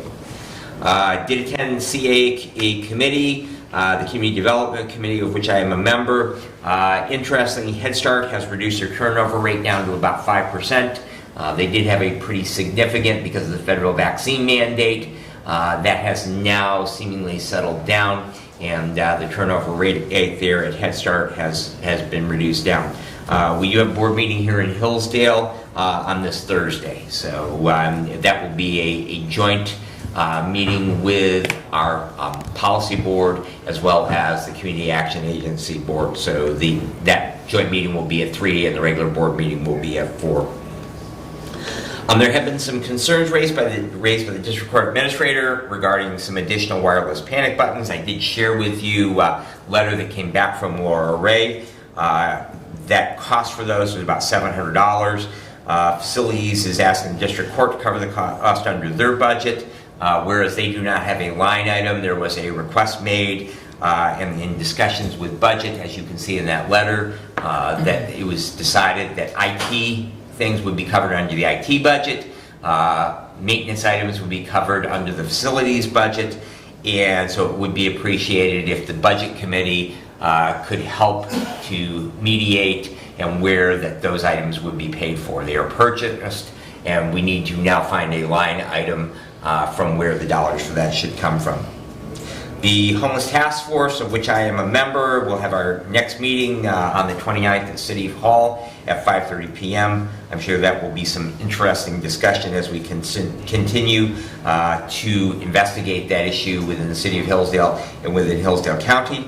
The Ambulance Association has their next meeting slated for April the 4th. I will be out of town in northern Michigan that week, and Commissioner Lanius has agreed as Vice Chair to attend. However, Commissioner Lanius, there has been some discussion of whether or not they have enough business to actually hold that meeting. Right now, the most significant issue they have is the Ambulance Association designee that they will recommend to our body to be appointed to the 911 board, and because they are not a public body, they actually can do that vote by email. And so there is discussion of whether or not they will hold that meeting. As soon as I know whether or not they will, I will make sure. So that way, if they are not going to meet, that you can clear that from your calendar. And that concludes my report, unless you have questions. Doug, go ahead. Regarding the invoice from District Court and the confusion with facilities, I did receive your email, and I thank you very much for that. It really is a department head, a department resolution. Department head Finley has resolved the question regarding the invoice from Habitat, and I wanted to reassure you that has been done. Thank you. I appreciate that. I did have a conversation with Mr. Finley on Friday, and he made me aware of that, and we received a letter from Laura Ray. So I appreciate your help and your department's help in getting that issue resolved. Thank you. Other comments for Brent or Brad? Okay, moving right along. Doug, you're up next. Thank you, and I'm glad to be here. I missed last week, or 2 weeks ago. I can assure you that it was better me not being here, since I would not be able to contribute. My voice was zero. So today, either for the benefit or for the detriment, my voice is here. And so I'm happy to be here today. My first action item is the sale of the annex building. I move to authorize Chairman Mark E. Wiley to sign the real estate purchase and sale agreement for the sale of the Annex 49 North Howell between Hillsdale County and Hillsdale Renaissance LLC, and to send the signed agreement to Hillsdale Renaissance. Support. Discussion? Comments? Having stated my position before about a plan, I've been presented with a plan, and I appreciate Commissioner Engel's diligence and work on this, and I'd just like to thank him for his work on it. So I appreciate the information he provided me. Other comments?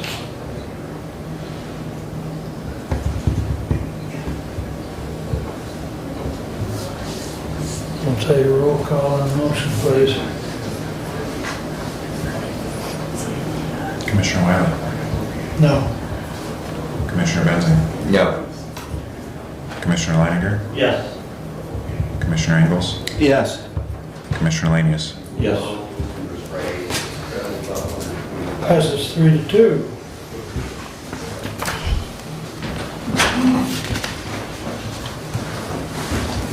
To continue my report, I did attend the Hillsdale City Council meeting this past Monday night. They had an update on the Kiefer House, which is moving along. They are in process of working in the basement below the Kiefer House. They found water. They've been having to deal with that, and it is moving along. Sub-plumbing is installed, and once they can dry out the basement, the team will finish the plumbing and pour a new slab. They have pre-opening operations to begin with the hotel operator, which includes but not limited to things like further developing the restaurant concept, branding, selecting guest room supplies, and outlining operational equipment and programs. So the Kiefer House project is moving along. Regarding the farmers market, the Hillsdale County Farmers Market submitted a right-of-way permit requesting the closure of Howell Street between East Bacon and McCollum Street on Saturdays beginning May 13, 2023, and continuing through October 28 between the hours of 6 a.m. and 2 p.m. Again, the closure was requested due to the construction that is being done on in the courthouse. City of Hillsdale has also proclaimed April as Autism Awareness Month. April 2nd is the National Autism Awareness Day, where the community is encouraged to wear blue in support as they lighted up blue for autism awareness and support the cause. Road Commission meeting that I attended this past Thursday, they signed and updated their cost share policy between the Road Commission and the townships, changed from a 60-40 to a 50-50. That'll be very beneficial to the townships. They also signed the township contracts for the summer work. They're moving along. A substantial portion of the work they approved was in Hillsdale Township. In terms of manager comments, he invited remarks and comments from the public with his email and his direct phone line extension. The phone line extension is extension 7, and the email is bobg@hcrc.org. I need to confirm that. I will. Michigan Works, the current job offerings are listed on their website, mwse.org. And then I did have, over the weekend, I attended the outrageous at Davis Middle School, Hillsdale High School, presented their play, The Addams Family. Also, they had the high school art show and festival of music with choir and band. It's terrific. It's a fantastic program provided for the community, and congratulations to all on pulling off a great performance. That does complete my report for today. Go ahead, Steve. I was contacted by a couple of constituents, a couple different ones, inquiring about the new road commissioners that are not online yet and the unavailability. Okay, so right now, currently, IT is working on their website, and it is in process. That's why I outreached for Baji's Griffith's email, and I'll have that by the end of the meeting today. I'll announce that. But as far as those emails are concerned, they're just getting set up right now. And the reason is because of the change of their website. Their website is being redone. Okay. And that will be available soon. And I have asked the same question. Other questions for Doug?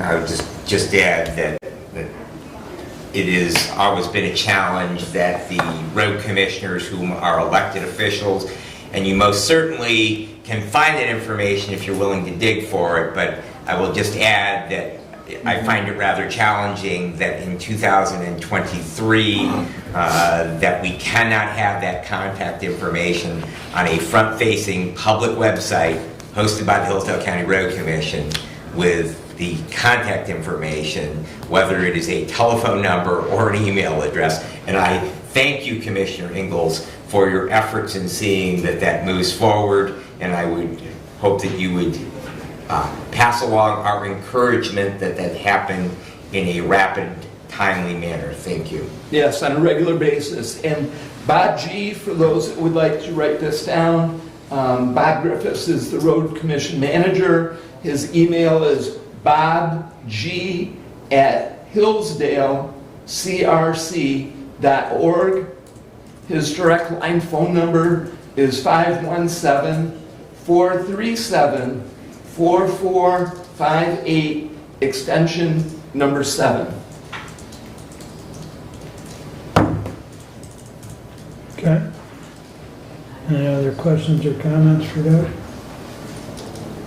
I have one. I just wanted to comment as to why I voted no on signing that. I've still got some concerns about how we're going to proceed, even though we were provided a timeline, and those concerns involve the clerk's office and whether or not we should leave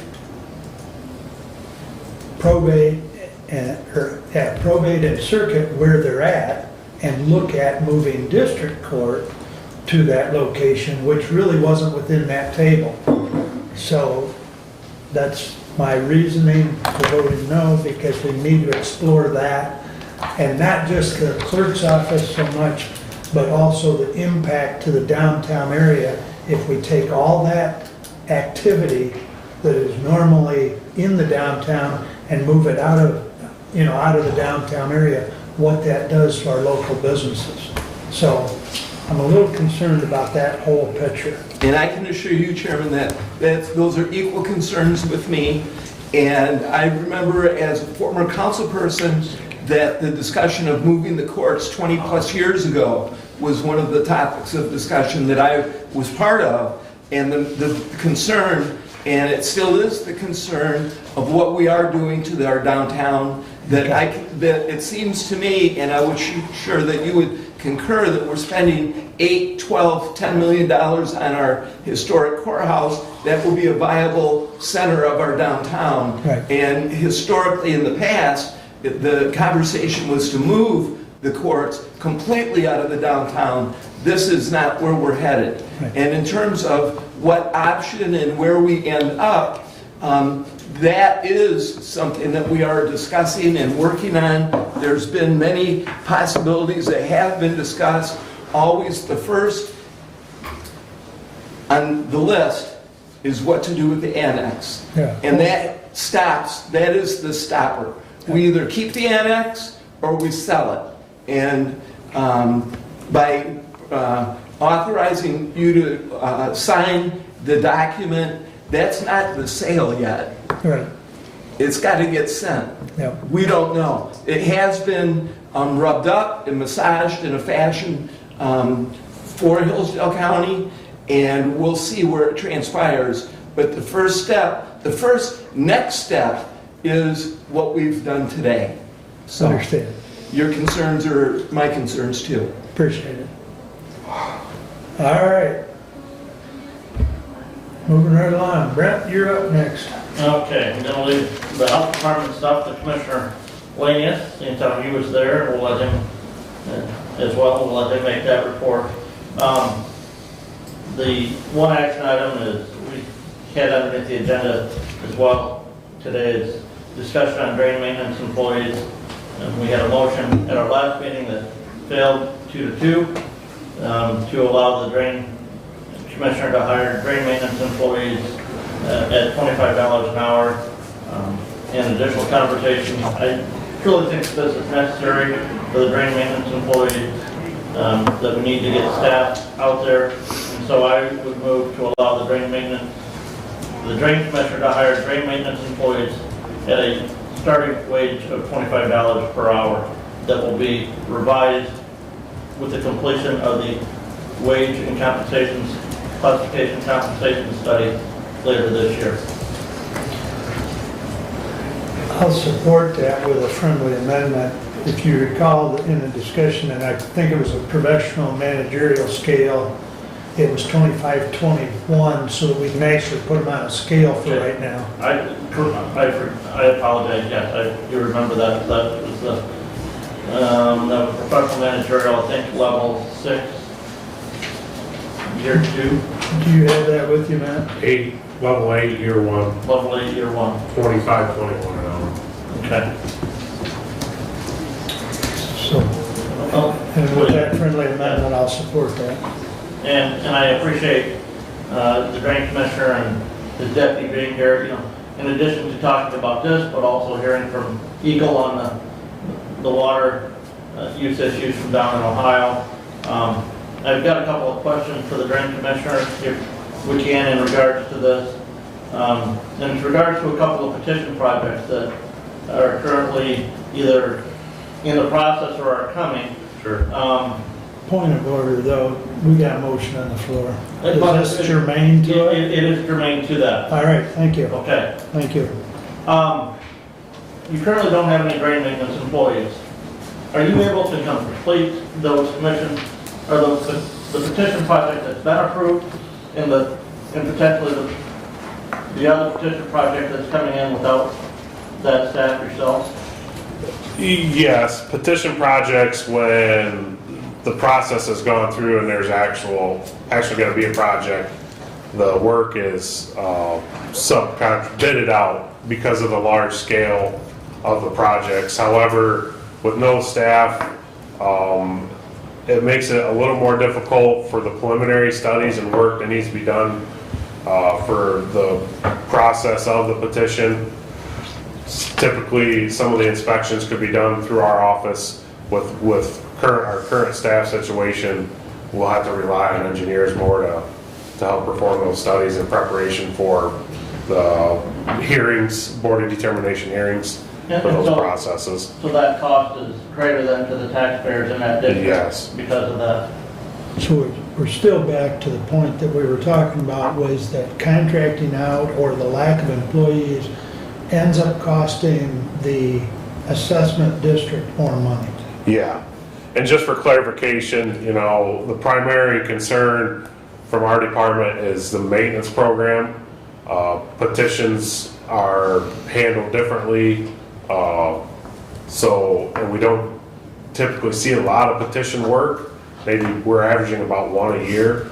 But again, back to like we talked 2 weeks ago, the main concern is the maintenance of the county drains, our maintenance program. Right. And keeping Mother Nature from reclaiming what you've cleaned up. Yes. Yeah, okay. Thank you, sir. You're welcome. Any other questions?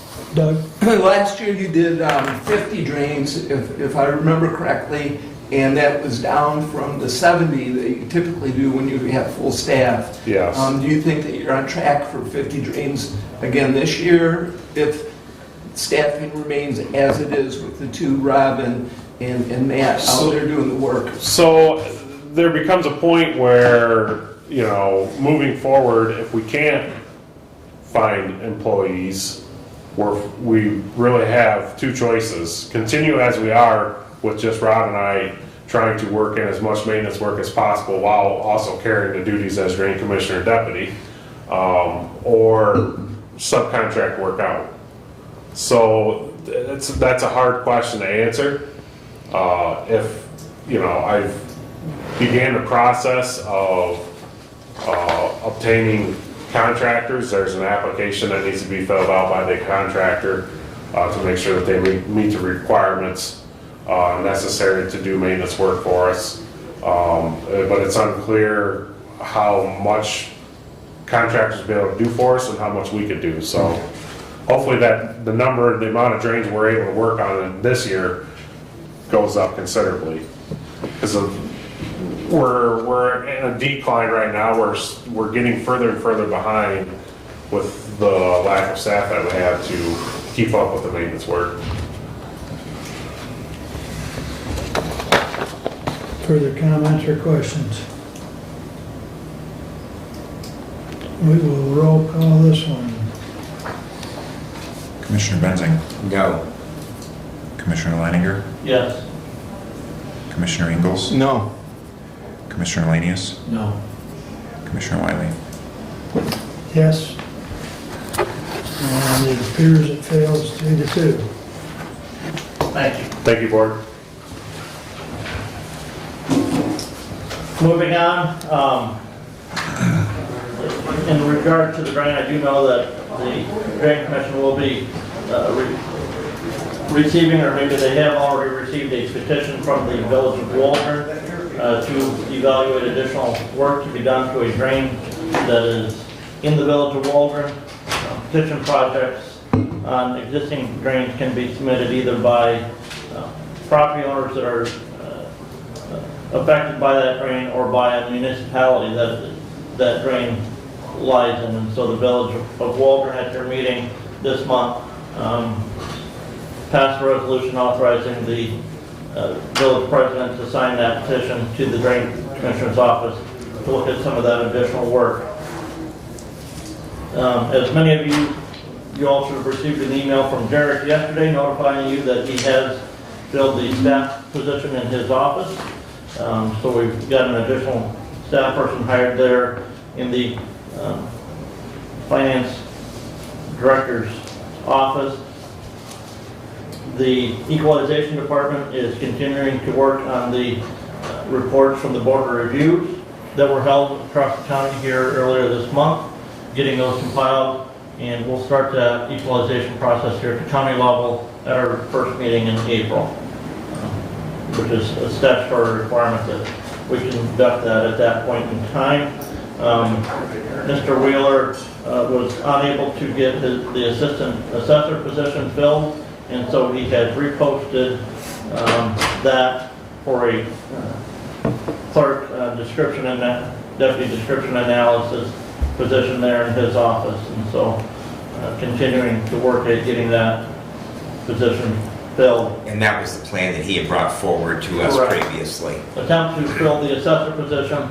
If we don't get qualified candidates or applicants, then drop back down and post for the clerk data analysis or description analysis position, yes.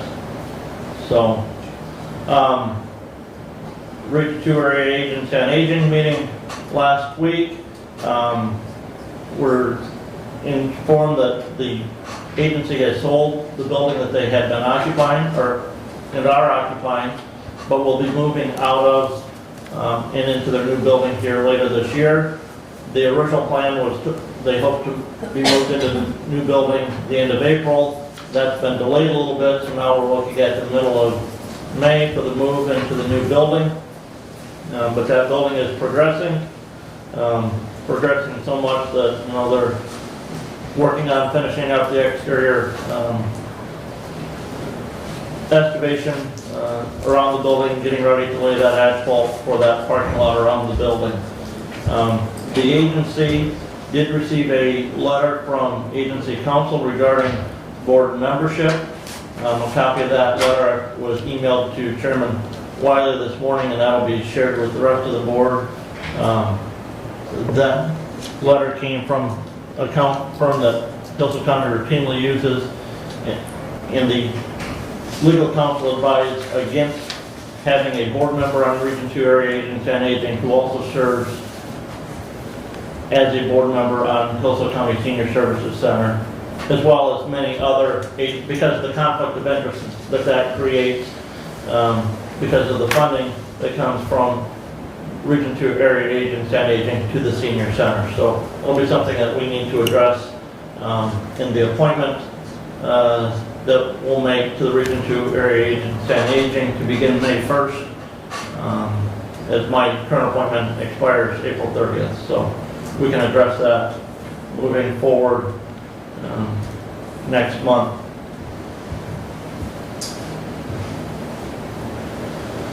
And one final note, we have received the soil erosion permit payment from the corporation building the Myers store, so that work should start progressing out there.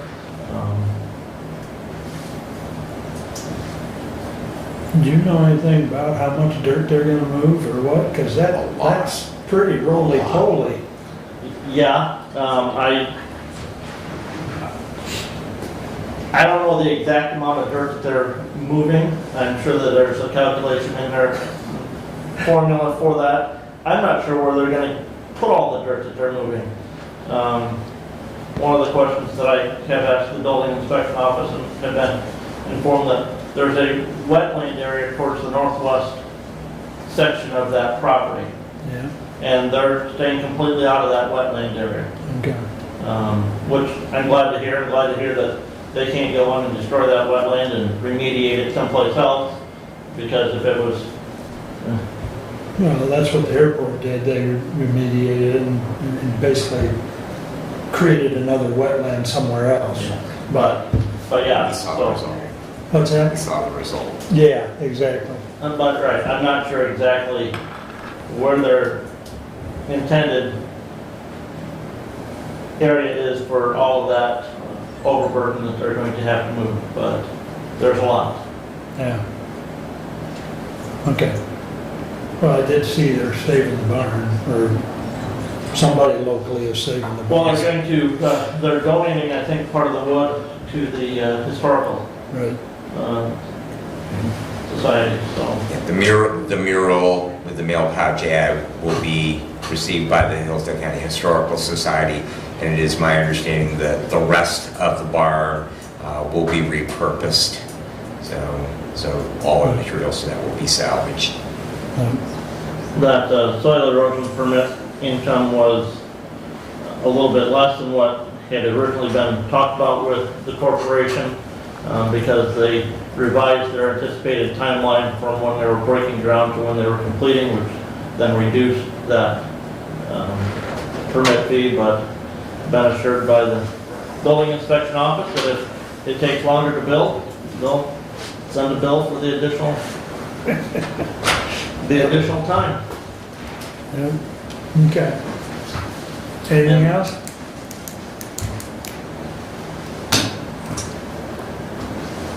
Any other questions or comments? Go ahead.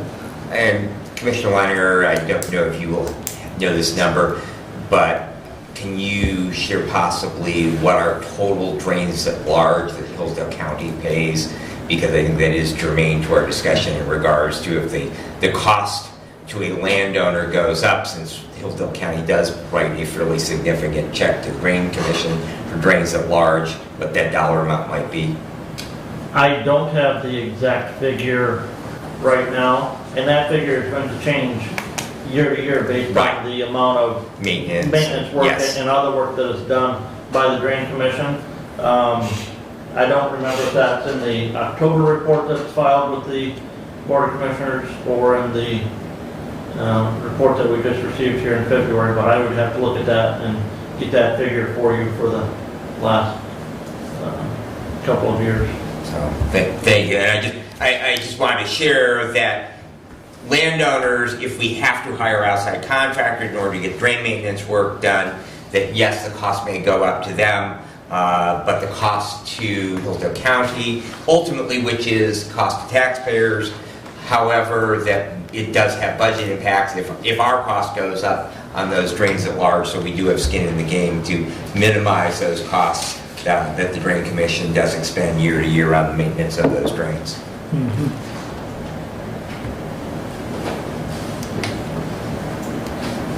You can probably find that and send it out to everybody later. Yeah. Okay, thank you. Any other comments or questions for Lynn? Steve, you're eagerly awaiting. It's your turn. I wonder if we couldn't get a 5-minute break before I start, because I'm rather lengthy. We can do that. 5-minute break, we'll reconvene at 11:15, 10:15 by that clock. And Where's Randy? He was here. I just texted him, he's gonna fix it. Fix the clock.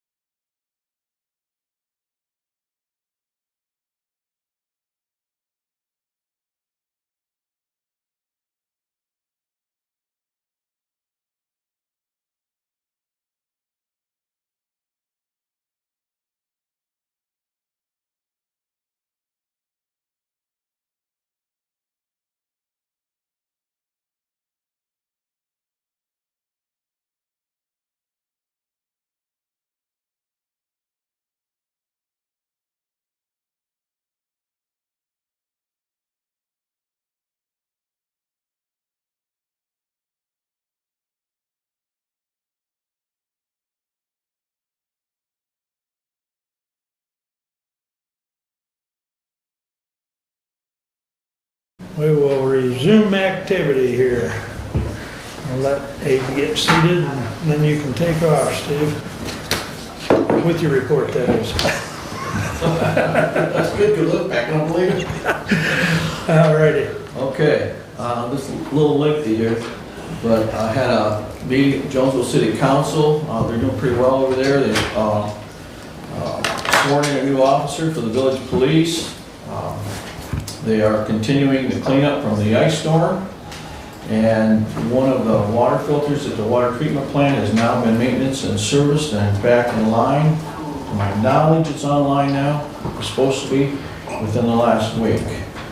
So then I had a meeting with FEMA on the 16th, and we were short some people for the meeting, but paperwork for phasing out project phase 39 is coming to an end, and the spending period for phase 40 is not been completely applied for yet. There will be less money available for phase 40 than what was available in phase 39. And the schedule for phase 40 has not yet been set. So we're looking for more information on phase 40. Okay, so then we go to the Board of Health Finance Committee. Okay, so Finance Committee, I'm going to kind of run together with the Board of Health because it all goes hand in hand. So if we have any questions afterwards, if I can answer them, I will. Okay. So we met on March 23rd. The Finance Committee presented a new environmental health fee increase, was adopted and presented to the board and approved, and this will generate an additional $56,000 per year based on a 3-year average. Also put the health department more in line with the surrounding counties as far as pay scales in that department. So they also proposed a new immunization fee schedule, which was presented to the board and approved, and this will be effective April 1st of 2023. We received 3 parking lot bids, and the one that was accepted was RDK, and That's for the Hillsdale location. yes, this parking lot bid is for the Hillsdale location. It was approved by the board and presented to the board. It was approved by the Finance Committee and presented to the board and accepted for RDK LLC to do repavement on all 3 parking lots at Cara Drive for the DHS building, and the sum for that was $95,100. Okay, and there were 3 bids turned in, RDK being the most acceptable on that. Now, that's the 3 parking lots At the health department. at the health department. Yep. So, Now, there is a 4th parking lot there, but that is the newer lot to the south in between the health department and the cottage. Under court. in the front of the court. Oh, front of the court, yeah. Okay, that's right, we're doing the 2 lots on the north side of the building, one of those is smaller, and then the closest lot on the south side of the building by MSU Extension and the dental clinic. Do you know if there's been, do either of you know if there's been communication with the health department and Lifeways or with Randy? Yes, it's very Okay. difficult because they all 3 pay separately. Right. And so it's hard to put them together. Well, I know, but I've mentioned it at Lifeways Right. that, if we've got somebody there, we need to be working together here. Yeah. I understand they'd be paying separate, but I think we'd collectively, we'd all get a little better deal possibly if we can utilize the same provider. Right. There has been some conversation, and I don't know that it's gone away, but I Okay. don't know that it's come together either. Okay. You may want to mention that to to Teresa and Becky as well, because they can reach out, because it may save some money once we, you know. Once they have the equipment on site. Exactly. The mobilization costs Yes. are Right. Yeah. spread over a larger number. Yeah. So I do have another question. Are they gonna do a mill and pave? Are they gonna do an overlay? Do you know? They're gonna mill and pave, put down a base of 2.5 inches and then top coat with another 2 inches. Okay. So they're going down to the root of the problem and start from scratch, I guess, if you will. And I think, Doug, that's listed on the other side of that particular page right there. Got it. Thank you. Okay, so if you want more information on that, and I can make that available to anybody that wants it. Okay. There's no proposal on this one. Okay. Or Anyway. anybody that wants it, you can find that information also on the Board of Health agenda packet from our last meeting. Thank you. Okay. I'd really like to see us try and collaborate, you know, as far as, because there's the potential for not just those 3 lots, but there'd be one at Lifeways. The one at DHS is scheduled to be done this year. And the front one, I've talked to Randy about the front lot there at the Sheriff's Department. If we could get these all done at the same time, there's got to be a cost savings. I'll continue with the conversation. Yep. Okay, please continue, Steve. Okay, the next thing, Finance Committee proposed the acquisition of Hedgegrow Environmental Health Software upgrade, and presented it to the board, which was approved for a one-time cost of $53,000 and an annual cost of $49,000. And this would be paid from the restricted fund balance. This is a really good program. They've looked it all over. They studied it a little bit. They went and seen some demonstrations on it. The current program they have right now is an absolute failure, according to what I'm told, and really restricts their ability to move efficiently and swiftly through their day-to-day needs. So this new software program will increase their efficiency and their ability to move forward in a more timely manner for all those concerned. And I'm quite sure it will eliminate a lot of frustration. So it was approved by the board, so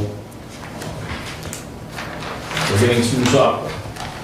Okay, so the next we move on to was the Finance Committee requested the bid to renovate the building exterior at 111 Hill Street, Three Rivers, Michigan. This was to renovate the facade on the building at a cost of $58,630, and the builder is R.J. Johnson Incorporated. They were accepted. There were only 2 bids returned for this project. So that was presented to the board and also accepted. And then we're going to move on to the Sturgis Satellite Expansion Project. And this would add approximately 900 square feet to the existing offices, which is a much-needed space. The landlord has requested that the health agency assist in this project for a cost of no more than $10,000. The landlord will pick up the remainder of the cost, approximately $35,000, and agrees to the current rental schedule. So we'll be getting another 900 square feet in that facility available to us, so their services can be expanded and do more work on a day-to-day basis and help promote their projects and their services. Okay, so next we're going on to the opioid dollars, and they have a project right now that they presented to some of the schools, and it's on vaping. And what they want to do is expand that project out into the opioid area. So they are requesting a one-time grant for $10,000 from the Hillsdale County Board of Commission, as well as Branch County and St. Joseph. This would be a combined total of $30,000 for opioid assistance program. Okay, and I know, Brad, you have, Commissioner Benzing, I'm sorry, you have a program going on with that, I believe, something involvement in that? So we have the Hillsdale County Substance Use Disorder Coalition Prevention Works, and we have a number of partners. In that, the health department is one of the partners, and my suggestion is that the health department representative, which we, as far as I know, has not been named since Chris Dewey has changed positions to, she is now the prevention director. And so we did not have a representative from the health department, but my suggestion that that request be directed through Prevention Works, and then Prevention Works would then make a recommendation to the Board of Commissioners. Okay, okay. So going forward with that, if that was to be accepted, then my suggestion to them would be to get with you so that their money and the monies that are utilized for your programs would overlap, so everybody could fill in the gaps and it would be a more effective program throughout the whole process. So, correct, because coordination is very important. Right. One thing that's lacking though is there's been no presentation, I mean, of a lesson plan or, right. You know, there's a request that we've known about for some time, but there's... And that will be forthcoming. What we did is approve the agency submitting this, formally now submitting this request for this, you know, for these dollars to each county. And then Alex, I can't think of Alex's last name, from Health Promotion and Education, the director there. Yeah. At the health agency. He's the one and his team that will be then putting together that formal request that the county will receive for those funds. And Alex, I do believe, has been to many of those substance use disorder coalition meetings. So Chris Dewey has been the health department representative up until her change in position to the emergency management. Sure. So, yeah. Just another, I've already been contacted, and I believe I told you this, by Branch County. And so Branch County is waiting to see what Hillsdale does as far as the 10,000, and St. Joe's waiting to see what Branch County is doing. Right. So, you know, the two administrators to the west have already, so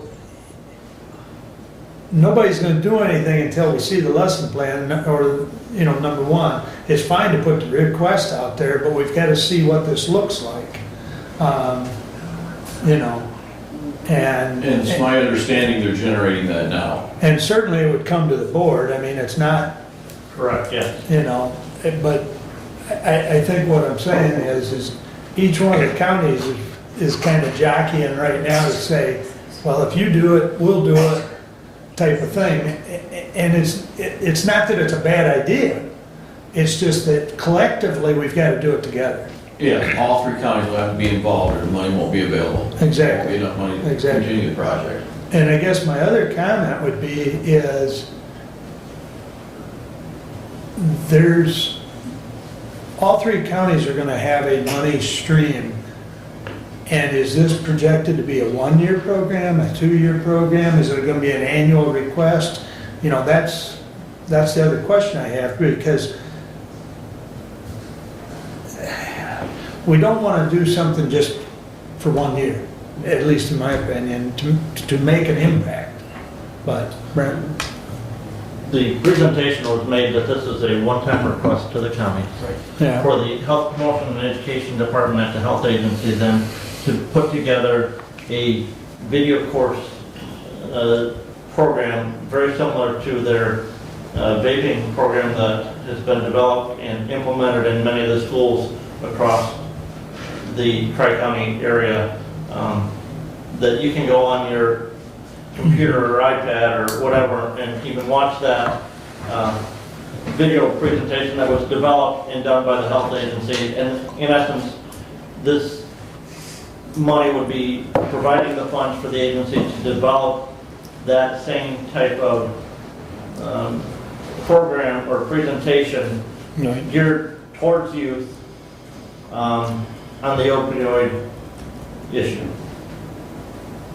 Okay, okay. I guess we'll wait and see. Sounds like there's more information to come. Okay, Yeah. okay. And I think as well, they don't have a schedule laid out for the amount of schools in the areas that they can present this program to, but I would think county, in a tri-county project like this, they would be able to, you know, go from county to county and present this on a, you know, professional level. So I think it would be a good thing if they can get all their ducks in a row and give us a good presentation of what the plans are to do going forward. So. Okay, please continue. Okay, I only got a couple things left. The audit was completed and accepted, and the financial statement showed that they have an unrestricted available spending for $3,041,849, and that was accepted by the board also. So that completes my report.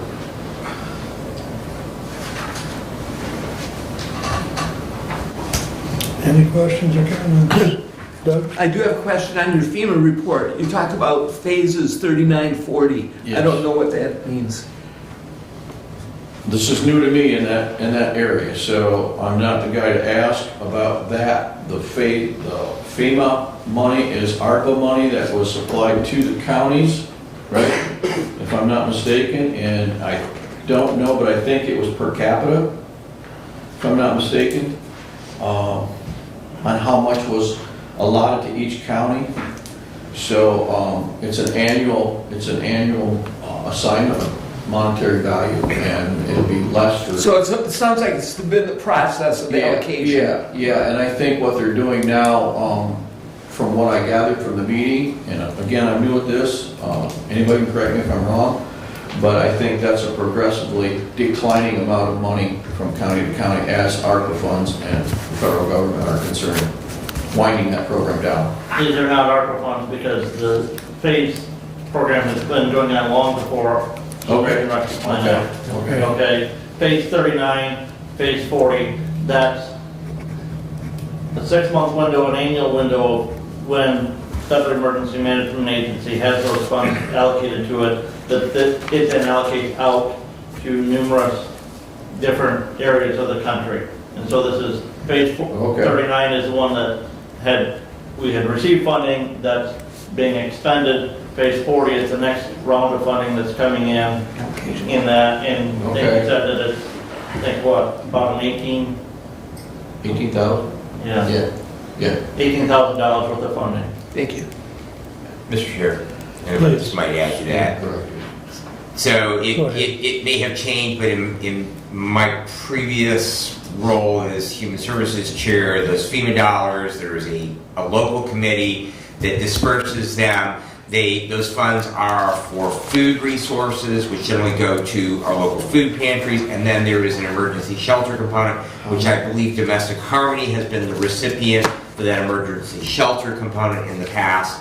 And so usually the group meets, this committee, to distribute those FEMA funds. They meet a couple of times a year, and then those dollars then are parsed out by those participating agencies. And as Commissioner Leininger says, that this has been a long ongoing, it is a regular grant that comes down to Hillsdale County on an annual basis or semi-annual basis. There are also utilities money available for that too, through that program. Yeah. So the Community Action Agency would probably be the fiduciary for those dollars.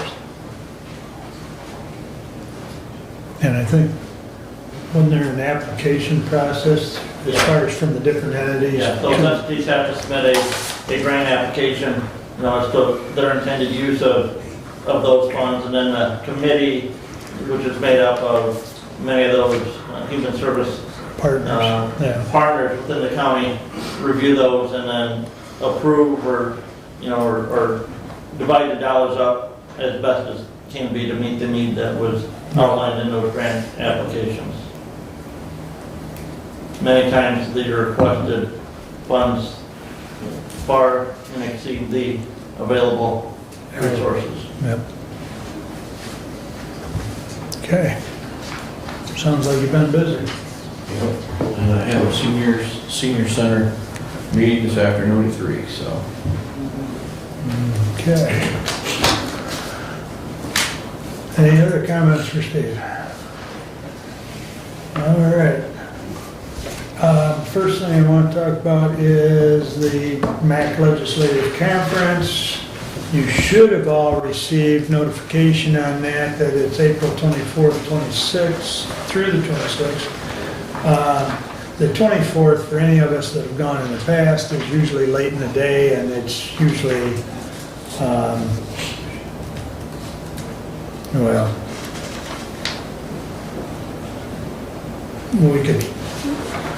anybody that wants to go can go all 3 days, although they have not sent out the itinerary, but normally that first day is just some executive type committee meetings and that sort of thing. The real issue comes that, number one, the early bird rate for registration ends April 3rd, which is fast approaching. And we need to let Marnie know so that she can get us registered. The other issue being that we are currently scheduled for a board meeting on the 25th. I know I was planning on going on the 25th. The 25th is usually the full day. It is usually the day with 90+% of the breakouts. There's usually 1 or 2 breakouts on the morning of the 26th. But the 25th is normally, for Steve or anyone else, that's the full day. So my recommendation to the board would be is, number one, you either let me know right now or you let Marnie know before the end of the week, because like I say, the early bird discount is going to save us some money. And then the other recommendation I would have is that we move the Board of Commissioner meeting to Monday the 24th. Because I know there's a conflict later in the week as far as the health department, correct? I believe Thursday you meet? Yes. And Thursday. so, I mean, it doesn't matter to me. We should meet that week. It's got to be either the 24th or the 28th to avoid the conference and avoid the conflict with the health department. Yeah, the 27th is pretty full for me too. Thursday is pretty full for me. Yeah. I know I've got a couple things, Doug. I will not be attending the May conference. Okay. And I'm wondering if we have a quorum, we can have our Tuesday meeting. I would. Who's planning on going, I guess is the real question. There you go. I am not. You are not. Doug is not. Commissioner Lanius, I would encourage you to attend. It is definitely. I think I'll take a look at my schedule before I say yes. Before I commit, I gotta look at my schedule. I mean, in all seriousness, if you can only squeeze one day out of your schedule, the 25th is really the day where there's a lot of information. I mean, you will leave there with, and they have scheduled, I know the 25th, after the breakout sessions, there is a kind of a meet and greet with the legislators. And that's part of the reason they've moved it to April, was for legislator availability. Because if it's hobnobbing, then I'll have to take a look. And regardless, it's a 2-block walk to the Capitol, so you can go up and visit the Anderson Building and the Bourget Building, whatever it's called now. It's actually a legislative reception, is the way they've got it. So, but in any event. Are you going, Brent? I cannot, I've got something, and in the morning of the 24th would not work for me for a board of commissioner meeting, because I got another conflicting appointment that morning already. So the 28th would be our last business day of April. Correct.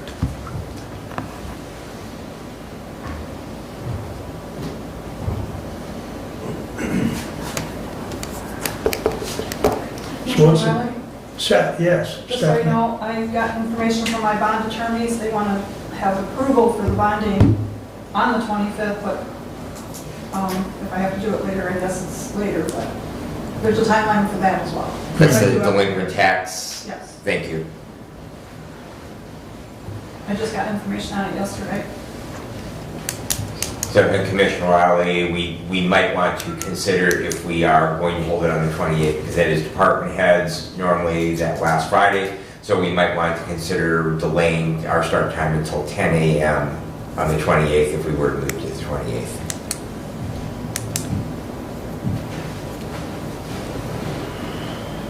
And we have lunch brought in. We can do that. Jimmy John's delivers. Not in Hillsdale County. This is true. I'm sure we could find somebody. Might be more than a 5-minute break. Well, what's Would the, Kevin bring the trailer?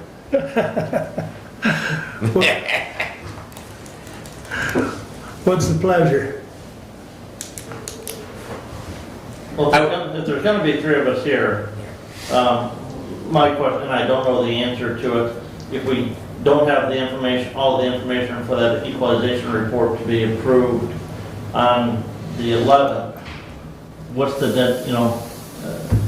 Treasurer Kaiser has indicated, there's some bonding issues there with the delinquent tax revolving fund that we need to take care of.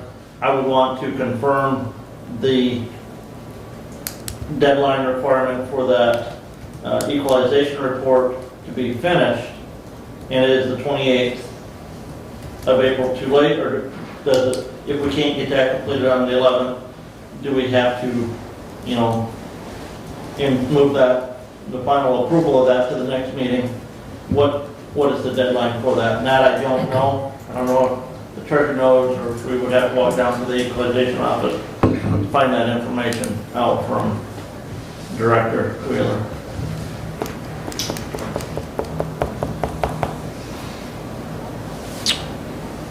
And to have that approved in an appropriate time so that you can get it submitted to the state.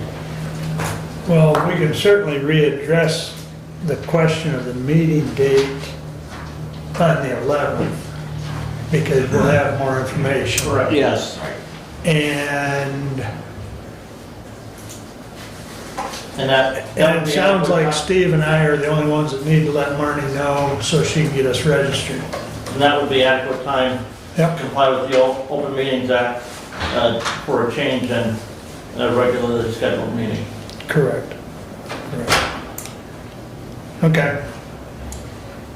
We'll take it up again on the 11th. Just, but we did- just for the purpose of my calendar, so we're looking at either the 24th or the 28th. If we move it. If we are, I just want to have that kind of in hand, because the longer we wait, the fuller anyone's calendar becomes. Well, it sounds like the 25th, which is the meeting day, or Okay. the 28th. It Okay. sounds like the 24th is out. Yeah, 'cause Okay, Brent okay, wasn't available okay, the that- 24th, so yeah. That we makes got- that makes it even easier, then if all I have to do is hold open, Yeah, that kind of firm on the 28th. okay. All right.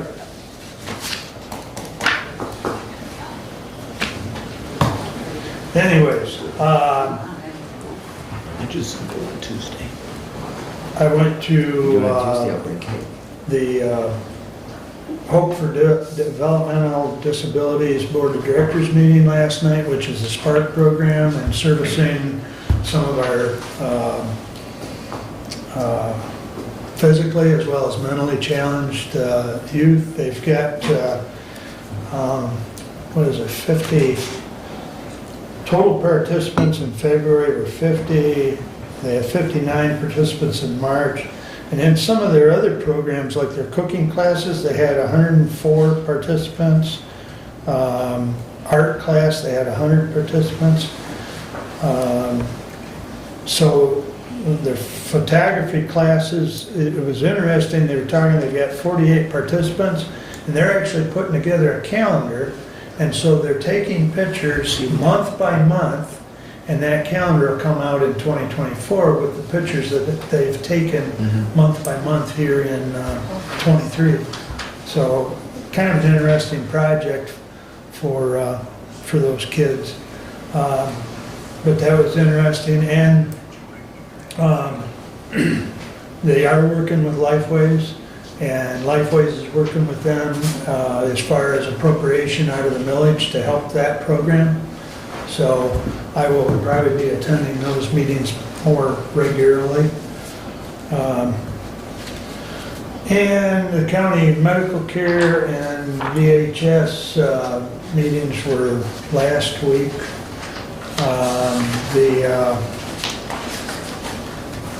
We've still got 3 kids in residential care, which is eating a hole in the budget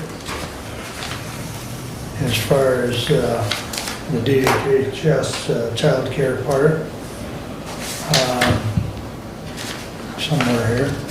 I'll find the number in a minute. Too many papers.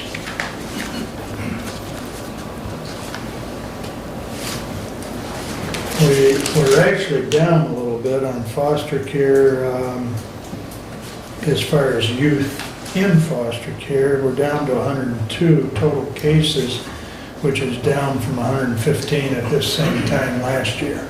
So that's a good thing. But the 3 that are in residential care are costing about, I'm horrible with this. Let's see. For the month of January, cost us almost $17,000. But that's what happens when we have to put these kids in facilities outside of the county for either medical, physical, or mental reasons. And so I'll continue to monitor that. We may have to look at that from a budgetary standpoint, depending on how that plays out. But medical care, I think last month I told you we had another little outbreak of COVID. We've kind of worked through that and we're clean. There was one, I believe there was one staff last week that still needed to be tested as far as re-entry, and they were expecting her to be back on. Other than that, they still encourage masks, but visiting is encouraged. Normal activities have pretty much resumed, and the census is currently at 126 at the facility, and the cottage is full with 10.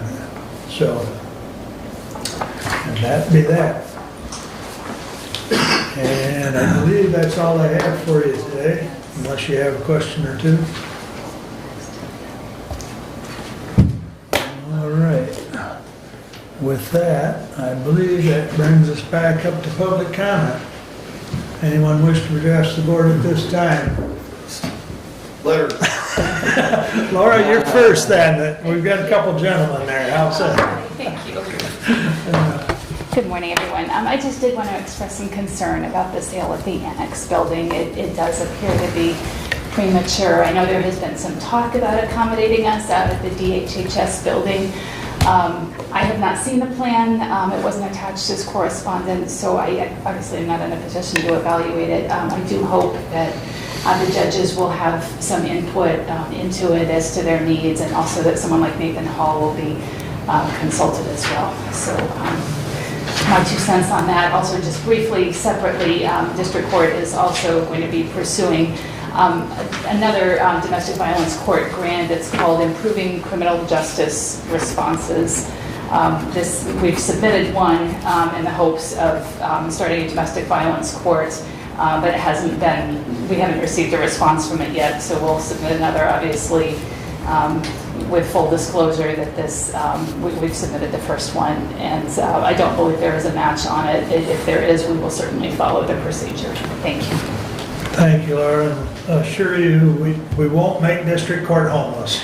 So, Piggyback on that real quick. pardon me, Can Steph? I piggyback on that real quick? Sure. I've let the board know that we have a ton of records in that basement that will need to be moved someplace. So we need to help with that as well.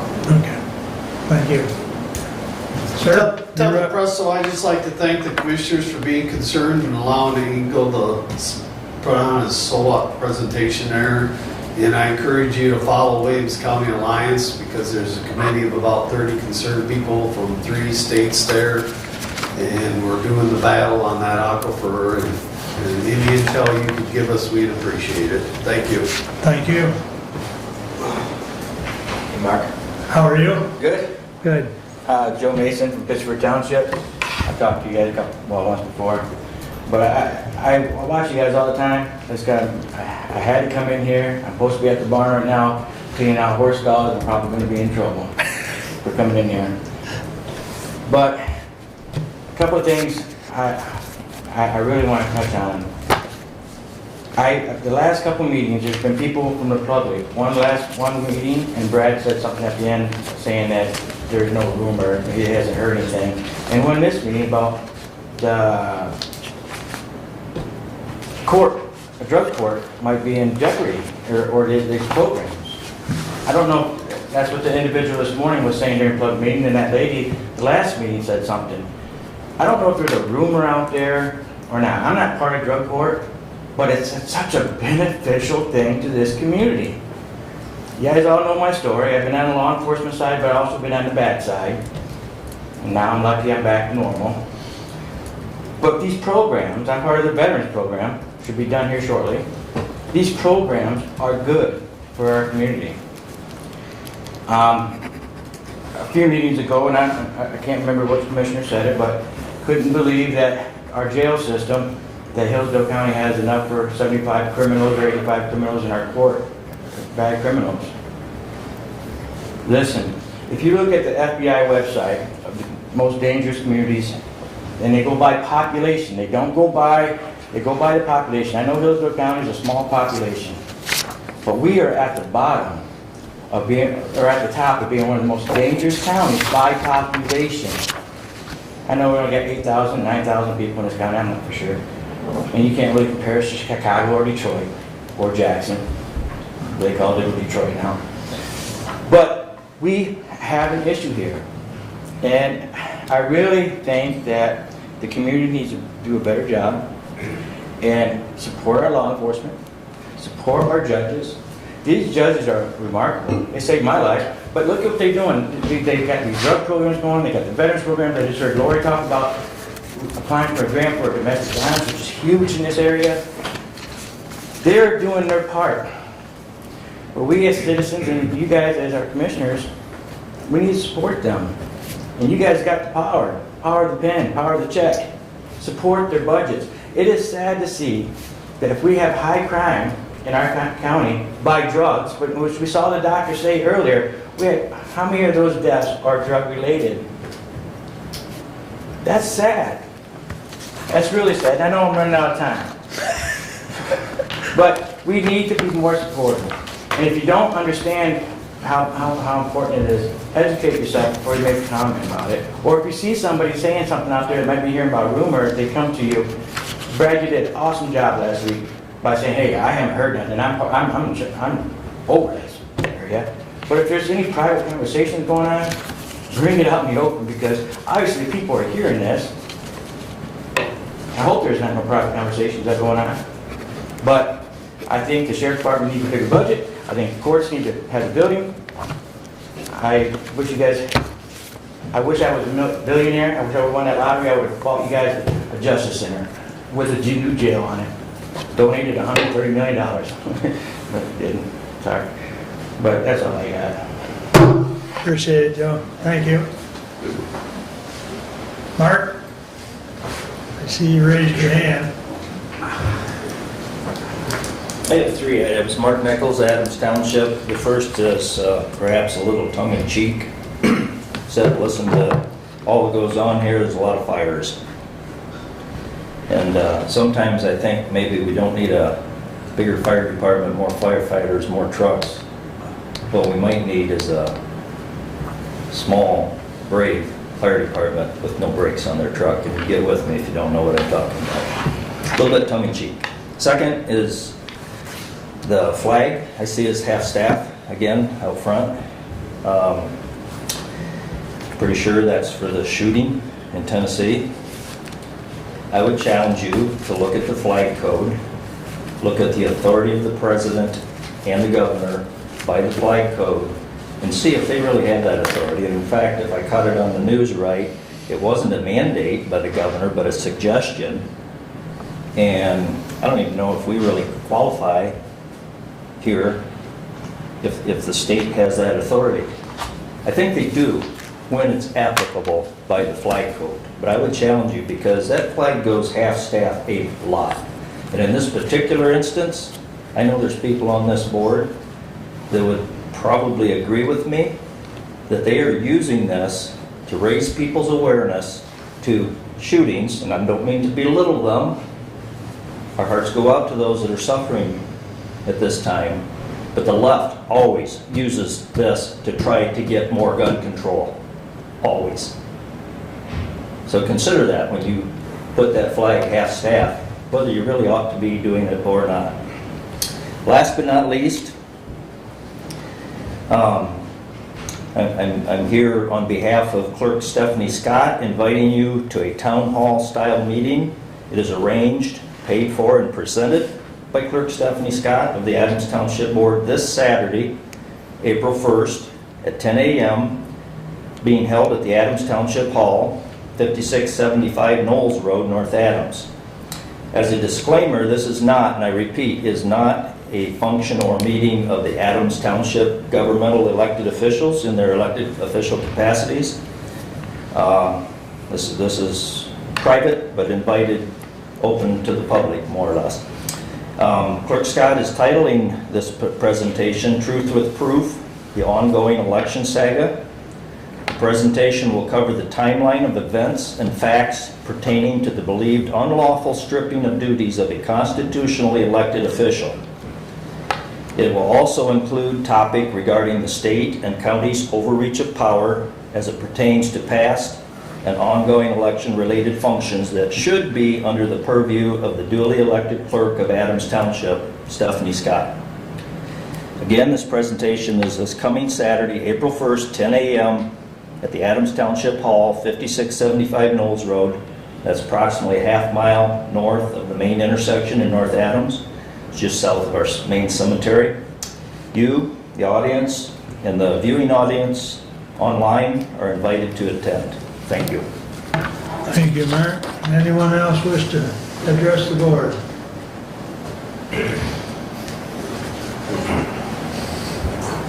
Good morning. Morning, Bob. Thank you. The Constitution, wow, something that we, as you guys service us, by swearing in to service that and look out for us. You guys serve us. I don't know, right now you guys don't have to show or say anything here, but if you believe in the Constitution, you can just raise your hand. Pretty easy to do that. But when I saw the other day Brad Benzing and Mark Wiley exhibited something I thought was, that needs to be looked at. It looked like you were promoting or inciting on the issue of not being able to film in public. In regards to that First Amendment issues that was going on, that you couldn't go inside of the district court or inside anything that was public accessible, which is the court lobby, the court steps, the court sidewalk, the parking lot, and so on. But it's not that. I don't think Judge Lindsay, as far as I can tell, I don't think that was what her reasonable meant was to be.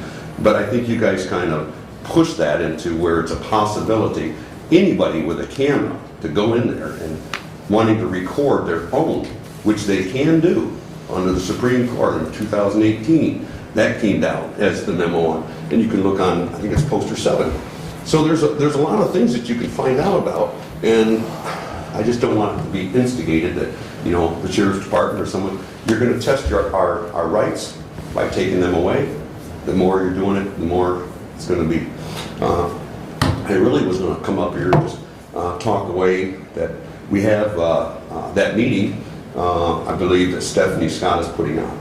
And I would like or encourage maybe all the different townships, secretaries, not to think of it just that it's Stephanie Scott, but to think that they themselves could be subject to something of this nature as well, and to try to attend. Maybe we can get it, you know, on a screenshot that they could, you know, come in tune with that. Other than that, it's hopefully going to be a great day. The aquifer thing, I don't believe. The gentleman that was here, I did speak with him some time back. I don't think it was adequate. I think we need to have the process that brings in, you know, federal and so on. Get it outlined now. We don't have it. The U.S. Geological Surveyors, they've done that for all the other aquifers that have failed us. So why are we entertaining it again? You want to take, how many homes are going to be empty around here like they are out west? They're having to abandon their farms simply because there's no water. What is this what's going to happen here? I really don't know. Are we going to be able to take and supply the water or get people's wells put in if this aquifer really does, you know, take away our water? Who's going to pay for it? The state says if a farmer does it. But if the farmer next door to me, he starts irrigating and I lose my water, do I get to blame him or do I get to blame this thing that's going on with the aquifer? How is it that we're going to be able to take that on? But anyway, I got to go find out. My hamster lost his scrub foot, so I got to find it. Anyway, I can see you guys all later. Have a good day. Thank you, Rob. Anyone else wish to address the board today?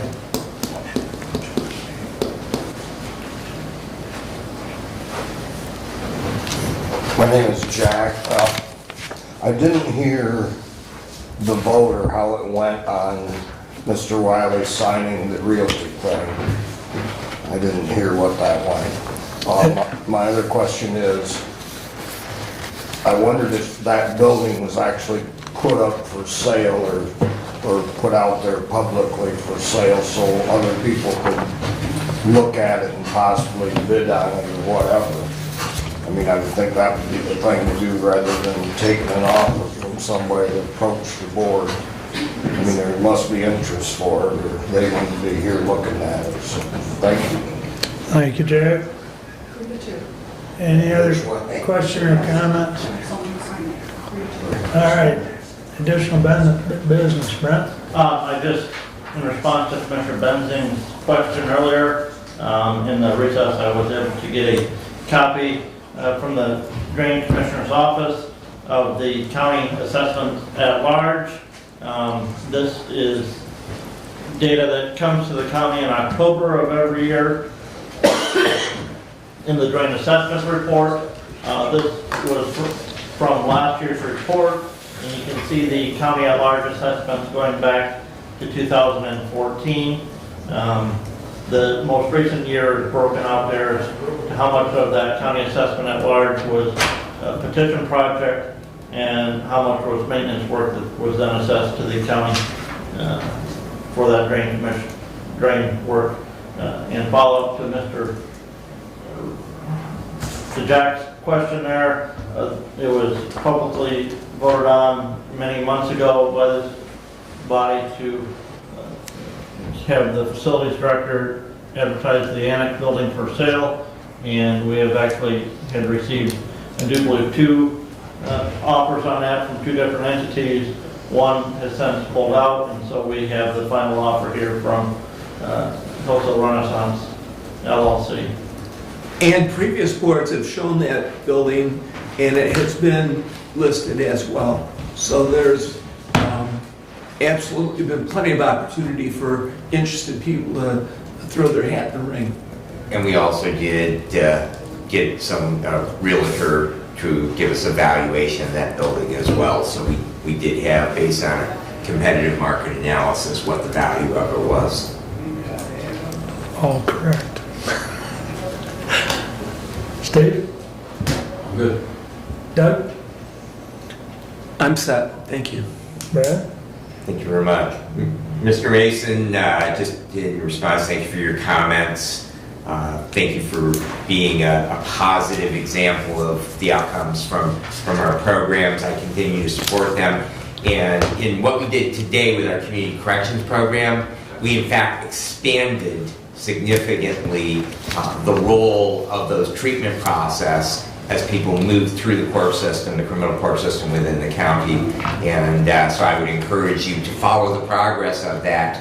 I appreciate your support for all of our treatment courts. It is still my goal that we will echo what they once did. Unfortunately, the judge retired in Jackson County, and that is have a mental health treatment court. I think that the benefits from that are great, and that if anything, I will work to expand the role and the participation. I think that those are definitely a fantastic alternative to jail. They don't work for everybody, but the goal of government should be to making people productive members of society, and everything that we can do in that role, I will encourage and advocate for. So thank you again for your efforts. I did want to share with the board, I believe you probably got an email today from Tom Whitaker, but we have a 24-year veteran of county employment at Central Dispatch, Michelle Keck. She will be leaving, and there is a reception for her today at Central Dispatch from 4 to 6. All of my fellow commissioners are invited to attend that and congratulate her as she moves on to another chapter of her life.